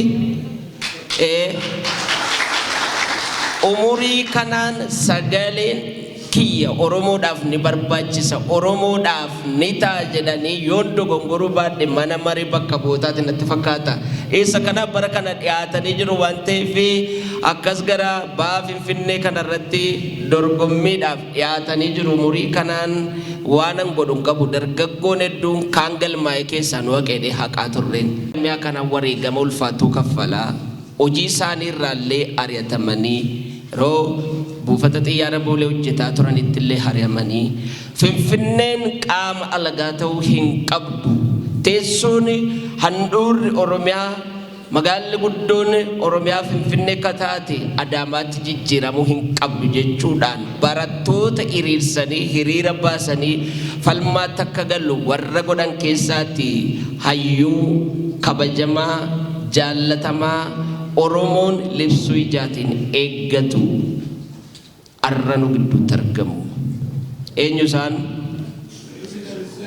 Obbo Dirribii Damisee Bokkuu gara waltajjiitti affeerree dhaloota kanaan waa jedhu. Egaa utuma nyaatanii maanguddoo kanaaf kabaja guddaa qabna. Isaaniif daqiiqaa muraasa kennine gara waltajjiitti isaan affeeraa. Obbo Dirribii Damisee Bokkuu pirezidaantii waldaa Maccaaf Tuulamaatii isaaniif iddoo gadhiisaa nu dhiyaadha.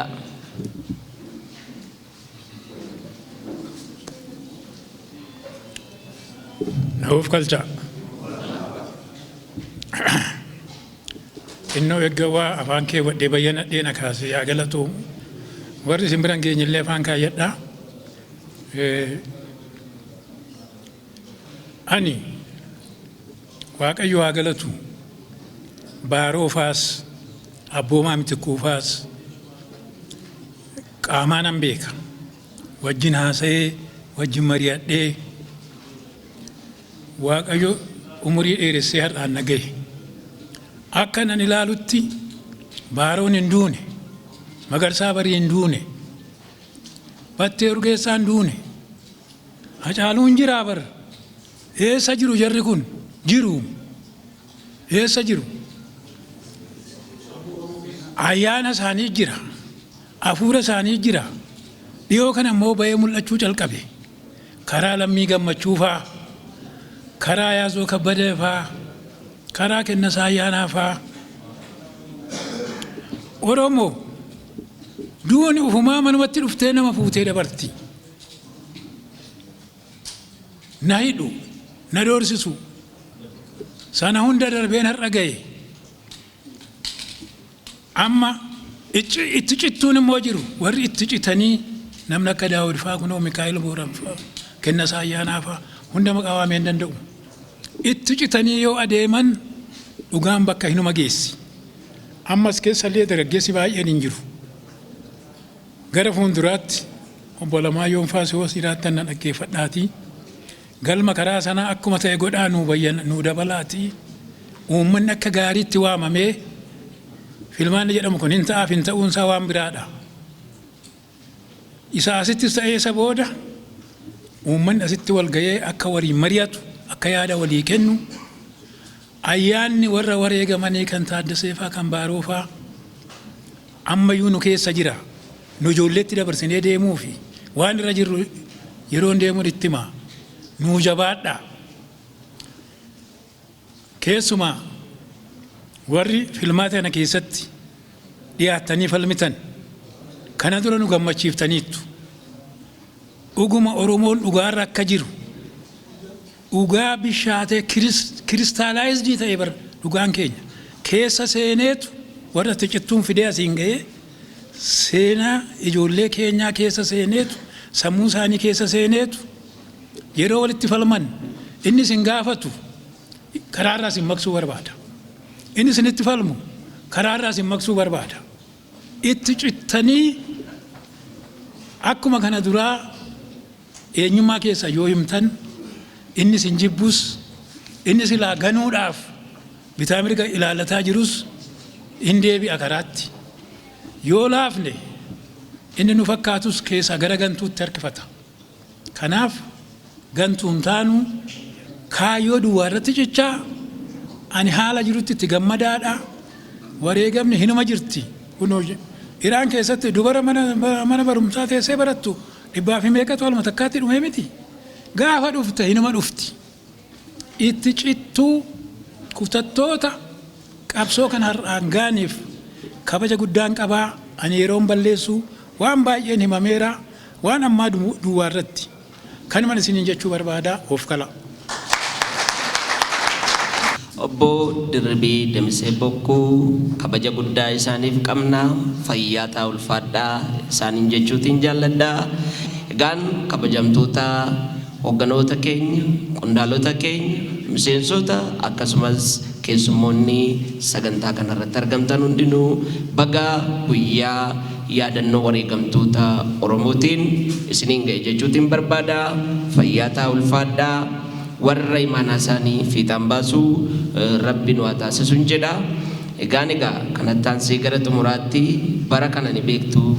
Barri kun yoo hanga xumuraatti jabaatanii akka geggeeffamuuf warri mootummaa harkaa qaban eeyyaman barri bara filannooti. Isa kanaaf ammoo ejjennoo abaa'oo argitanii jirtu.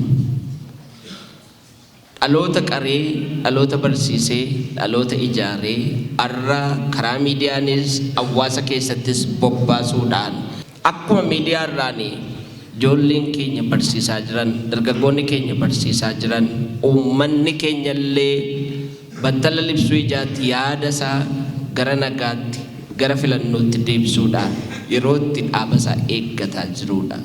Sagaleen tokko immoo nuuf vaaluu guddaa qabdi. Kanuma wal qabatee filannoo bara kana ilaalchisee haasawaa gabaabaa kan nuuf taasisan qondaalota gameeyyii adda bilisummaa Oromoo keessaa nama tokko gara kanatti naffeeraa. Jaal Alamaayyoo Diroo filannoo bara 2026 ilaalchisee ergaa gabaabduu nuuf qabu al tokko Jaal Alamaayyoo Diroo gara kanatti naaf affeera. Fayyaa keessanii anillee dhaggeeffachuun dhufe malee irra nan dubbadha jedhee yaadne sagantaa kana ammoo natti manii waa'ee filannoo waa jedhinaan jedhanii ergaan hiree argadhe immoo nan jedha. Jechi adda bilisummaa Oromoo keessatti jaaladhu tokko jaarsa jedhu. Jaarsaan jedhu kuni waan umuriin achi siqaniif miti. Warra qabsoo keessaa turanii wareegama guddaa kaffalanii beekumsaanis qabsoodhaanis muuxannoodhaanis warra ittiteetu jaarsa waliin jedha. Amma jaarsolii baay'eetu na fuuldura haasa'ee jira. Waan qabsoo kanaa warra nuti hin beekne warra tokkummaa keenya lafee fi dhiigaan ijaaranii darban warra moo jaarsoliin as keessa jiran wajjin haasa'an wajjin qabsaantu jira. Waa'ee isaanii isaan irraa dhaga'uutu nama marara.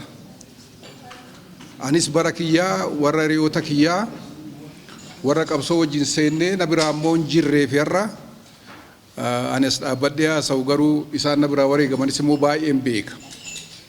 Sana boodas immoo dhaloota baay'eetu akkasumatti tuffee jira. Guyyaan guyyaa caala. Guyyaan tokko tokko guyyaa biraa caala. Guyyaan har'aa kuni guyyaa jabduudha Oromoo keessatti. Ayyaana jabduu. Guyyaa kaan caala. Kanneen shiniggaatti wareegaman qofa miti. Kanneen qabsoon kun erga eegalee haga har'aatti lubbuu kaffalaa jiran hunda itti yaadan. Kanaaf guyyaan kuni Oromoo keessatti guyyaa addaati. Yaadannoo addaa qabnaaf. Warra beekuufis, warra hin beeknefis. Warra ilmaan gammoojjii keessatti kufanii afan kan maqaa isaanii hin beeknefis tokkummaan har'a ijaaramnee tokkummaa hin diigamne tokkummaa sibiilaa utubaa sibiilaa Oromoo irratti ijaarameef maddi guyyaa har'aati. Guyyaan tokkummaa Oromoo guyyaa har'aati. Yaadadhaa jaallan waan Oromoo tokkummaa haasofna yoo jenne guyyaa har'aa kana haasofne jechuudha. Maaliifi seenaa kana immoo addatti Oromoo qabaafi. Akka amantii waliin qoonne, akka hangafaaf quxisuu waliin qoonne, akka baddaa gammoojjiin waliin qoonne, lafee kaffalame, lafee cabee jira, dhiiga dhangala'eetu jira. Warra waadaa kana immoo gaggeessaa jirutu jira. Agartanii qabsoo kana keessatti namni adda bilisummaa Oromoo keessaa bahe maa milkaa'uu dida. Gaafadhaa. guddaanis baheera xiqqaanis baheera dhaaba kana gaafa ba'u maqaa meeqa irratti muudee baheera takka tokkichi waan gaarii hojjetee waan gaarii lafaa tolchee baasee biqilchee Oromoodhaaf fide hin jiru inuma bade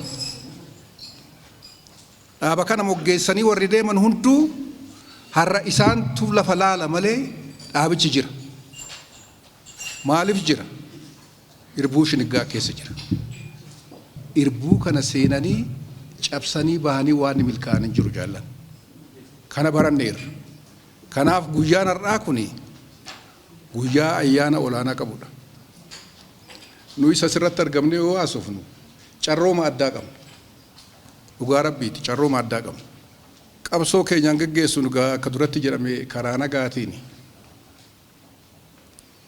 karaa nagaati jechuun garuu nagaatu jira jechuu miti karaa nagaa qabsoofne jechuun duutiin jiru jechuu miti wareegamni jiru jechuu miti waa meeqa wareegamee jira kanneen gadda beeknu obboleessa keenya xiqqaa battee yoo nu harkaa fuudhanii waa takka meeshaa qabateen beeku dhalatee isa duraa miilatti cabee hiriira nagaa bahee wareegama guddaa kaffalee gaddas kun maatii gaafachuu dhaqeetiin akkatti wareegame argine karaa nagaa jechuun wareegama qabu miti wareegama guddaa kaffalleerra kaffalaas jira kan nu biraa dhabaman dhiyeenyaayyuu baay'ee jira ammoo itti fufna filannoo jennaanis filannoo kanaaf gad hin jenne filannoodhaafis qophoofni tas baane qophii barbaachisaa hunda goonerra filannoo kanaaf maal dhiyeeffanna yaada maalii dhiyeeffannaa yaada Oromoodhaaf qabnu maal fakkaata kan jedhus tokko tokkoon qopheeffanneerra miidiyaatti yaa'ee dubbatamaa jira an fuuldura dubbatamus baay'ee jira amma filannoon kun deemutti carraa miidiyaa irratti carraa babal'aa nu kennaniiru itti fayyadamna dhibbaaf dhibba itti fayyadamna paartiin gara biraa akka keenyattuu fayyadamuu danda'u sinittan hima itti qophoofne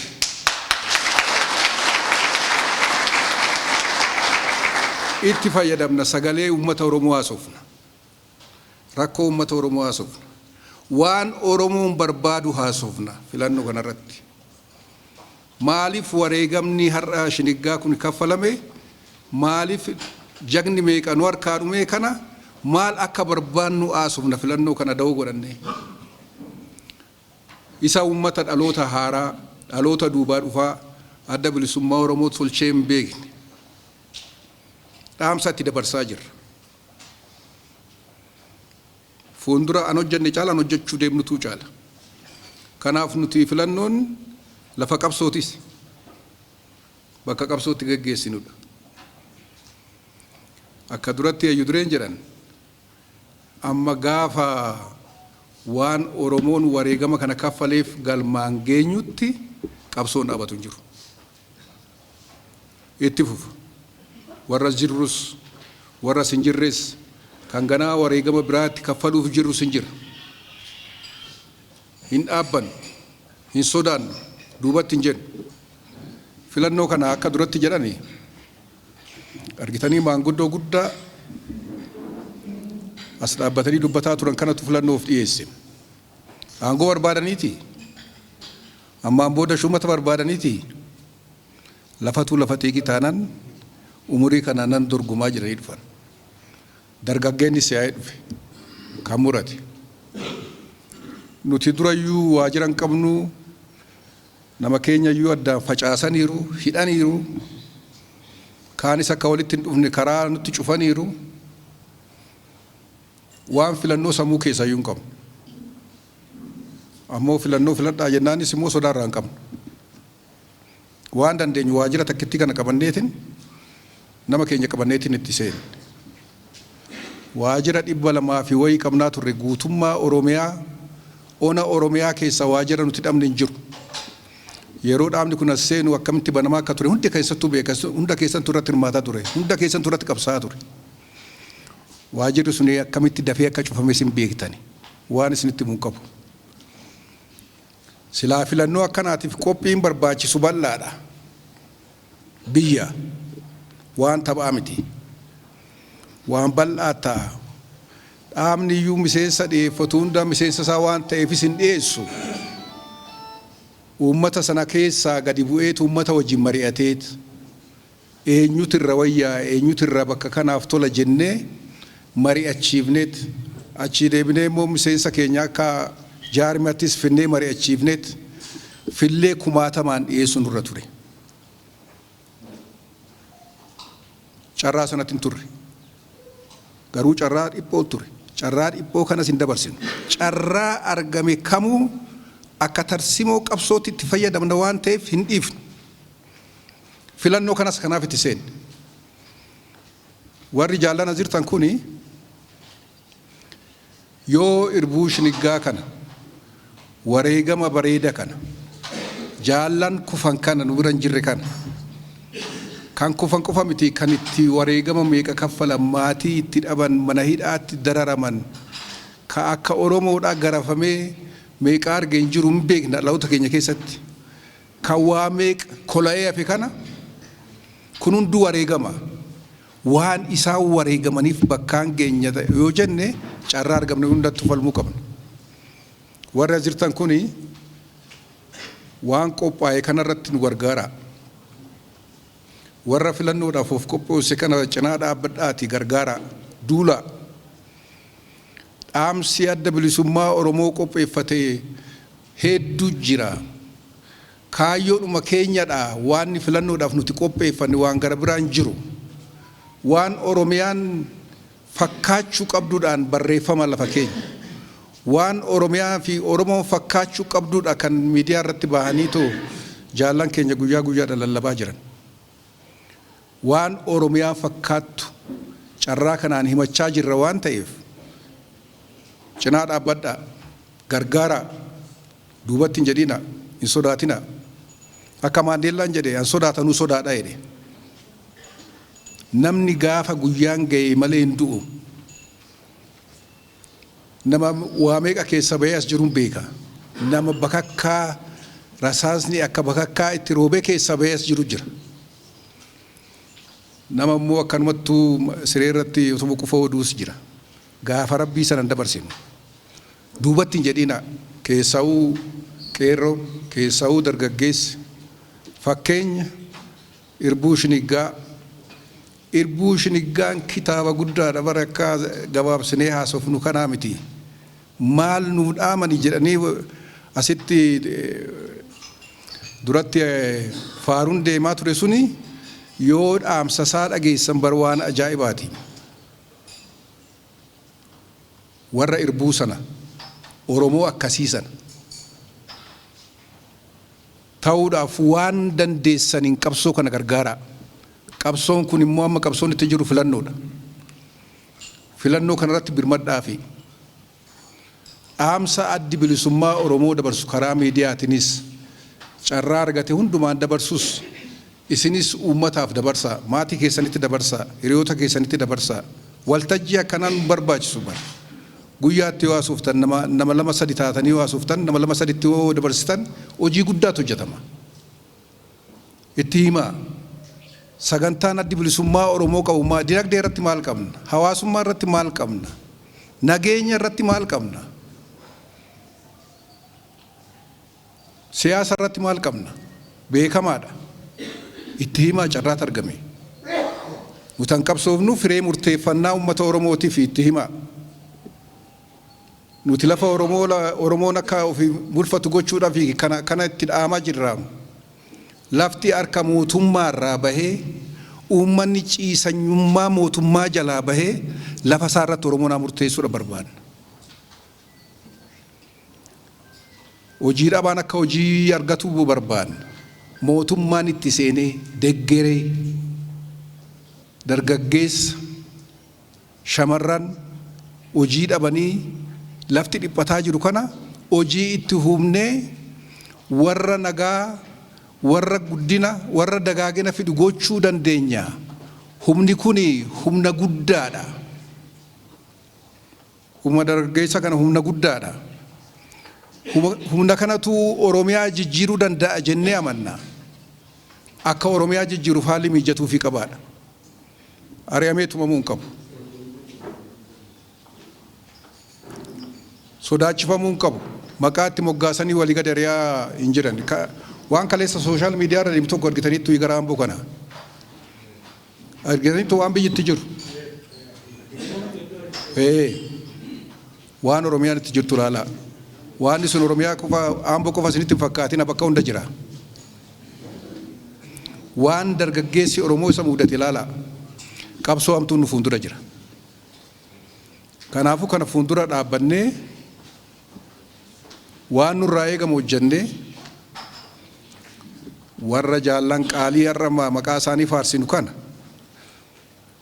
warra wareegama guddaa nu kaffale kana haa jiraachifnu. Akka obbo Dirribiin jedhan ayyaanni isaanii nu wajjiniin jiraadha. Ayyaanni isaanii nu wajjin jiraatu warra ayyaana isaanii kabajoo taanedha. Isa immoo gochaan haasaan qofaa miti, ayyaana akkanaa qofa walitti dhufneetii yaadachuu qofaani miti. Waan isaan kufaniif sana isaanis akkuma keenya jiruu barbaadu ture. Isaanis akka keenya horuu barbaadu ture, ilmaan godhachuu barbaadu ture, mana ijaarrachuu barbaadu ture. Nama kuni hundi natta'aaf jedhanii sanuu bara san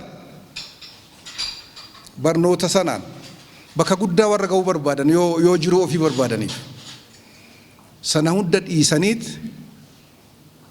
lubbuu ofii kennanii darban. Barnoota akkanaa eenyuun namaa kenna. Carroomina guddaa miti dhaloota akkanaa qabaannee bira darbuun. Hiree akkanaa qabaachuun Oromoodhaaf waan eenyu dhaamsuuf hin dandeenye, waan eenyu balleessuu hin dandeenye seenaa bareeda akkanaa lafa kaanii warra nu darban kana garaa ga'uun nurra jira. Ayyaanni isaanii nu ilaala. Angaraa geenyu waan isaan karaa saaqan sana bakkaan ga'uudha. Qabsoon dheeratu. Qabsoon dheeraan adda bilisummaa Oromoo qofaa miti. Bara dheeraa South African qabsaa'eera. Boodatti ba'eera. Mootummaa ta'eera. Biyya isaa dhuunfateera. Rakkoo namoota malee amma rakkoo biyya faranjiin irraa fudhateen qabu. Warrumaa akka keenya immoo fixannee jira. Filisxeem jira. PLO nu dura waan Filisxeem itti jirtuun beektanii miti. Qabsoon mattuu jira. Hin dhaabban. Hin dhaabbatu samma dhugaan sun bakka ga'utti. Dur jedhaniiru abbootiin yoo nuti jiraan nutu qabsaa yoo nuti dadhabne ilmaa itti guddifannaa jedhaniiru. Lafa kaanii darban. Inuma darba malee hin dhaabbatu. Irbuun shiniggaa bakka ga'u malee waan Oromoo xumura argatu malee biyyi kunis nagaan argatu.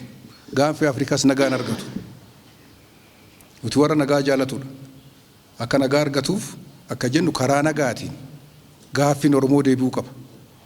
Karaa nagaatiin gaafan. Duris gaafa jalqabus karaa nagaatiin gaafatan.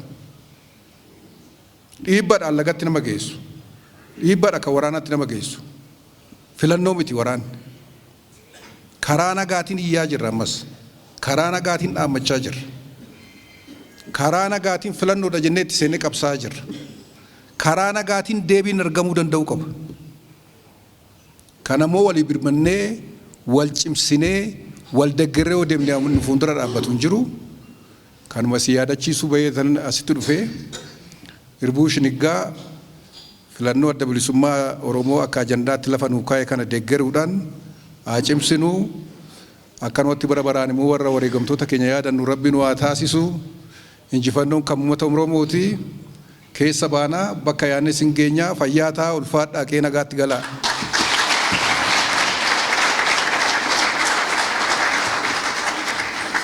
Tolee fayyaata ulfaadhaa Jaal Alamaayyoo Diroo qondaala adda bilisummaa Oromoo irra deebi'ee galatoomaa isiniin jechuutiin barbaada. Egaa waan filannoo laalchisee waan hedduu nu dhaamaniiru. Keessumaayyuu hedduun keessan kanneen filannoo bara kanaatii fi kaadhimamaa taatanii dorgommiidhaaf qophooftan qormaata keessa darbaa jirtan inuma beektu jedheetiin yaada. Abaa'oon miidhama isaa waan irra ga'u gadi baasee hin himatu malee jaallan keenya godinatti bobba'anii galmeedhaaf Finfinnee irraa deeman qormaata hedduu keessa darbaniiti kan as ga'aa jiranii. Asuma Finfinneetti illee bakka hedduutti chaalenjiin hedduun ni jira. Warra irratti dhukaafametu jira. Warra baaragus, warra rifatus, warra sodaatus miti. Kanaaf guddoo dhaadhessuun barbaanne malee kaardii nu jalaa dhoksaa jaallan keenya gara lixaatti bobba'an akkas gara kibba baatti bobba'an hedduu isaan irratti kaan nama qabaniirraayidha kaan immoo itti dhukaasa kaan meeshaa fe'ee fide jecha maqaa balleessa wanni hin godhamne hin jiru kana keessaa hoogganni abaa'oo miseensi abaa'oo kaadhimamaan filannoo kana akkuma sibiilaatti jabaate keessa darbeeti hojii kana hojjetaa jiran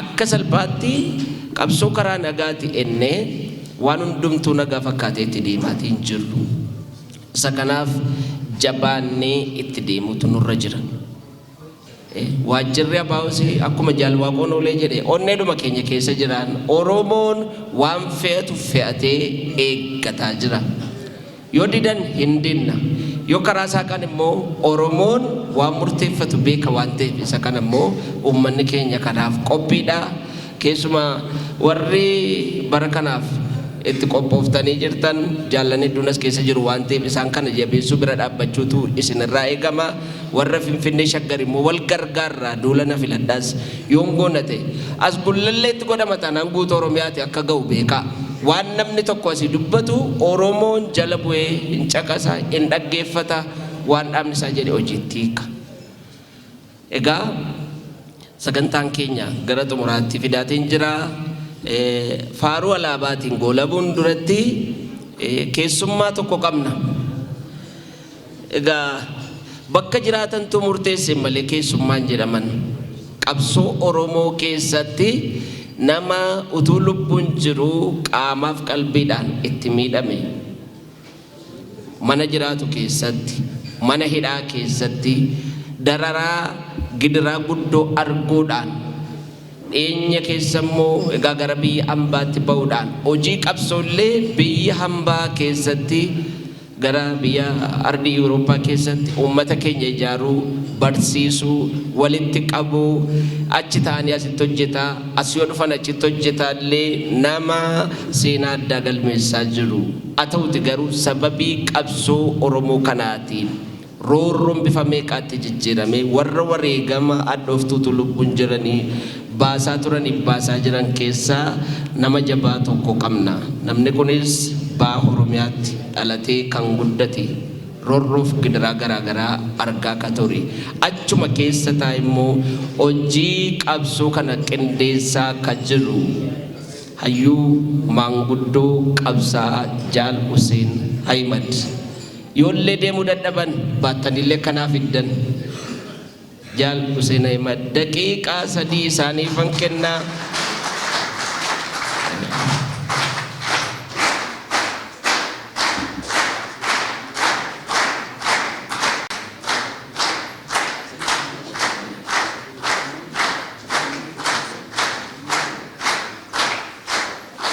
Haye galatooma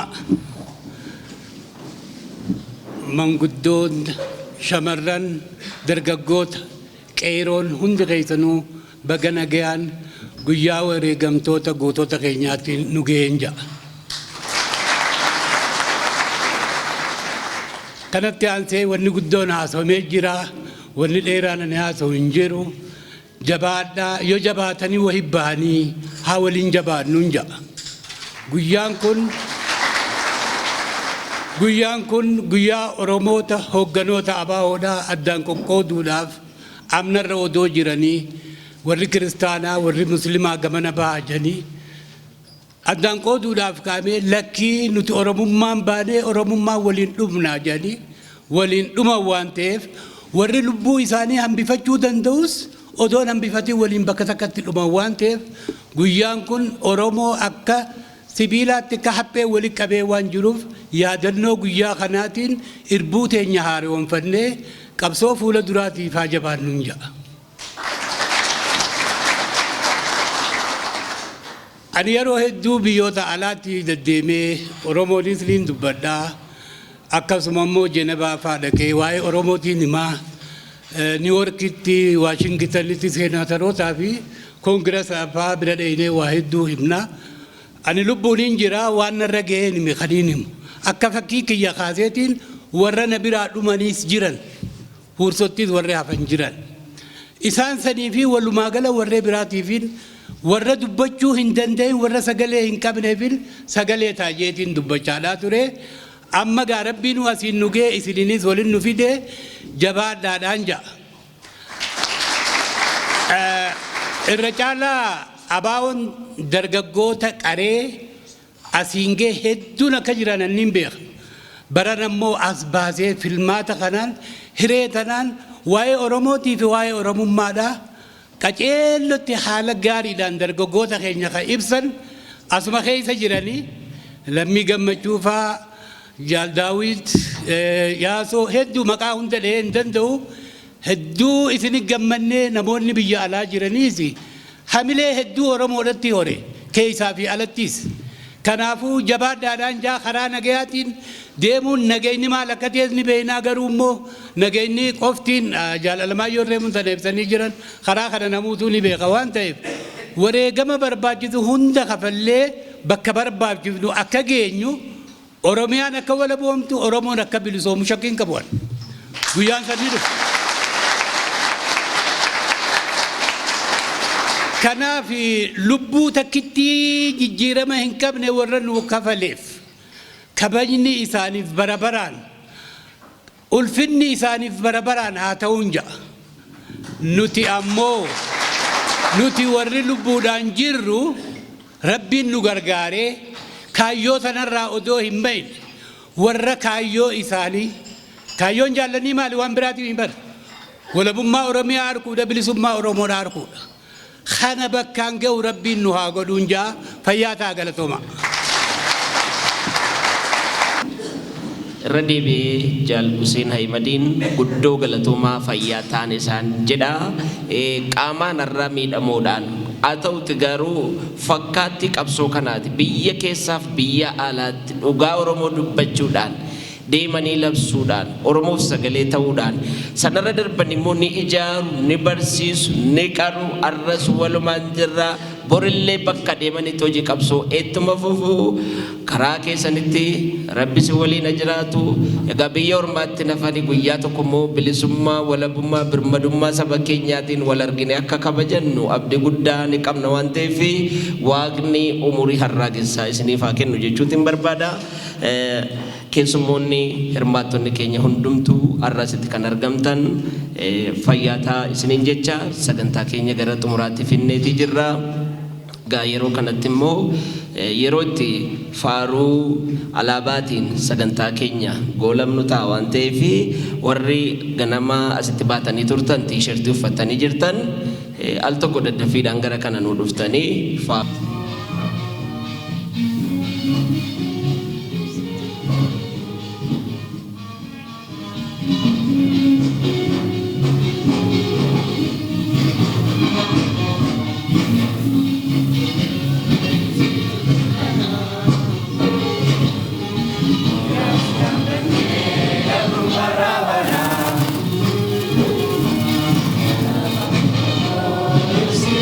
Kana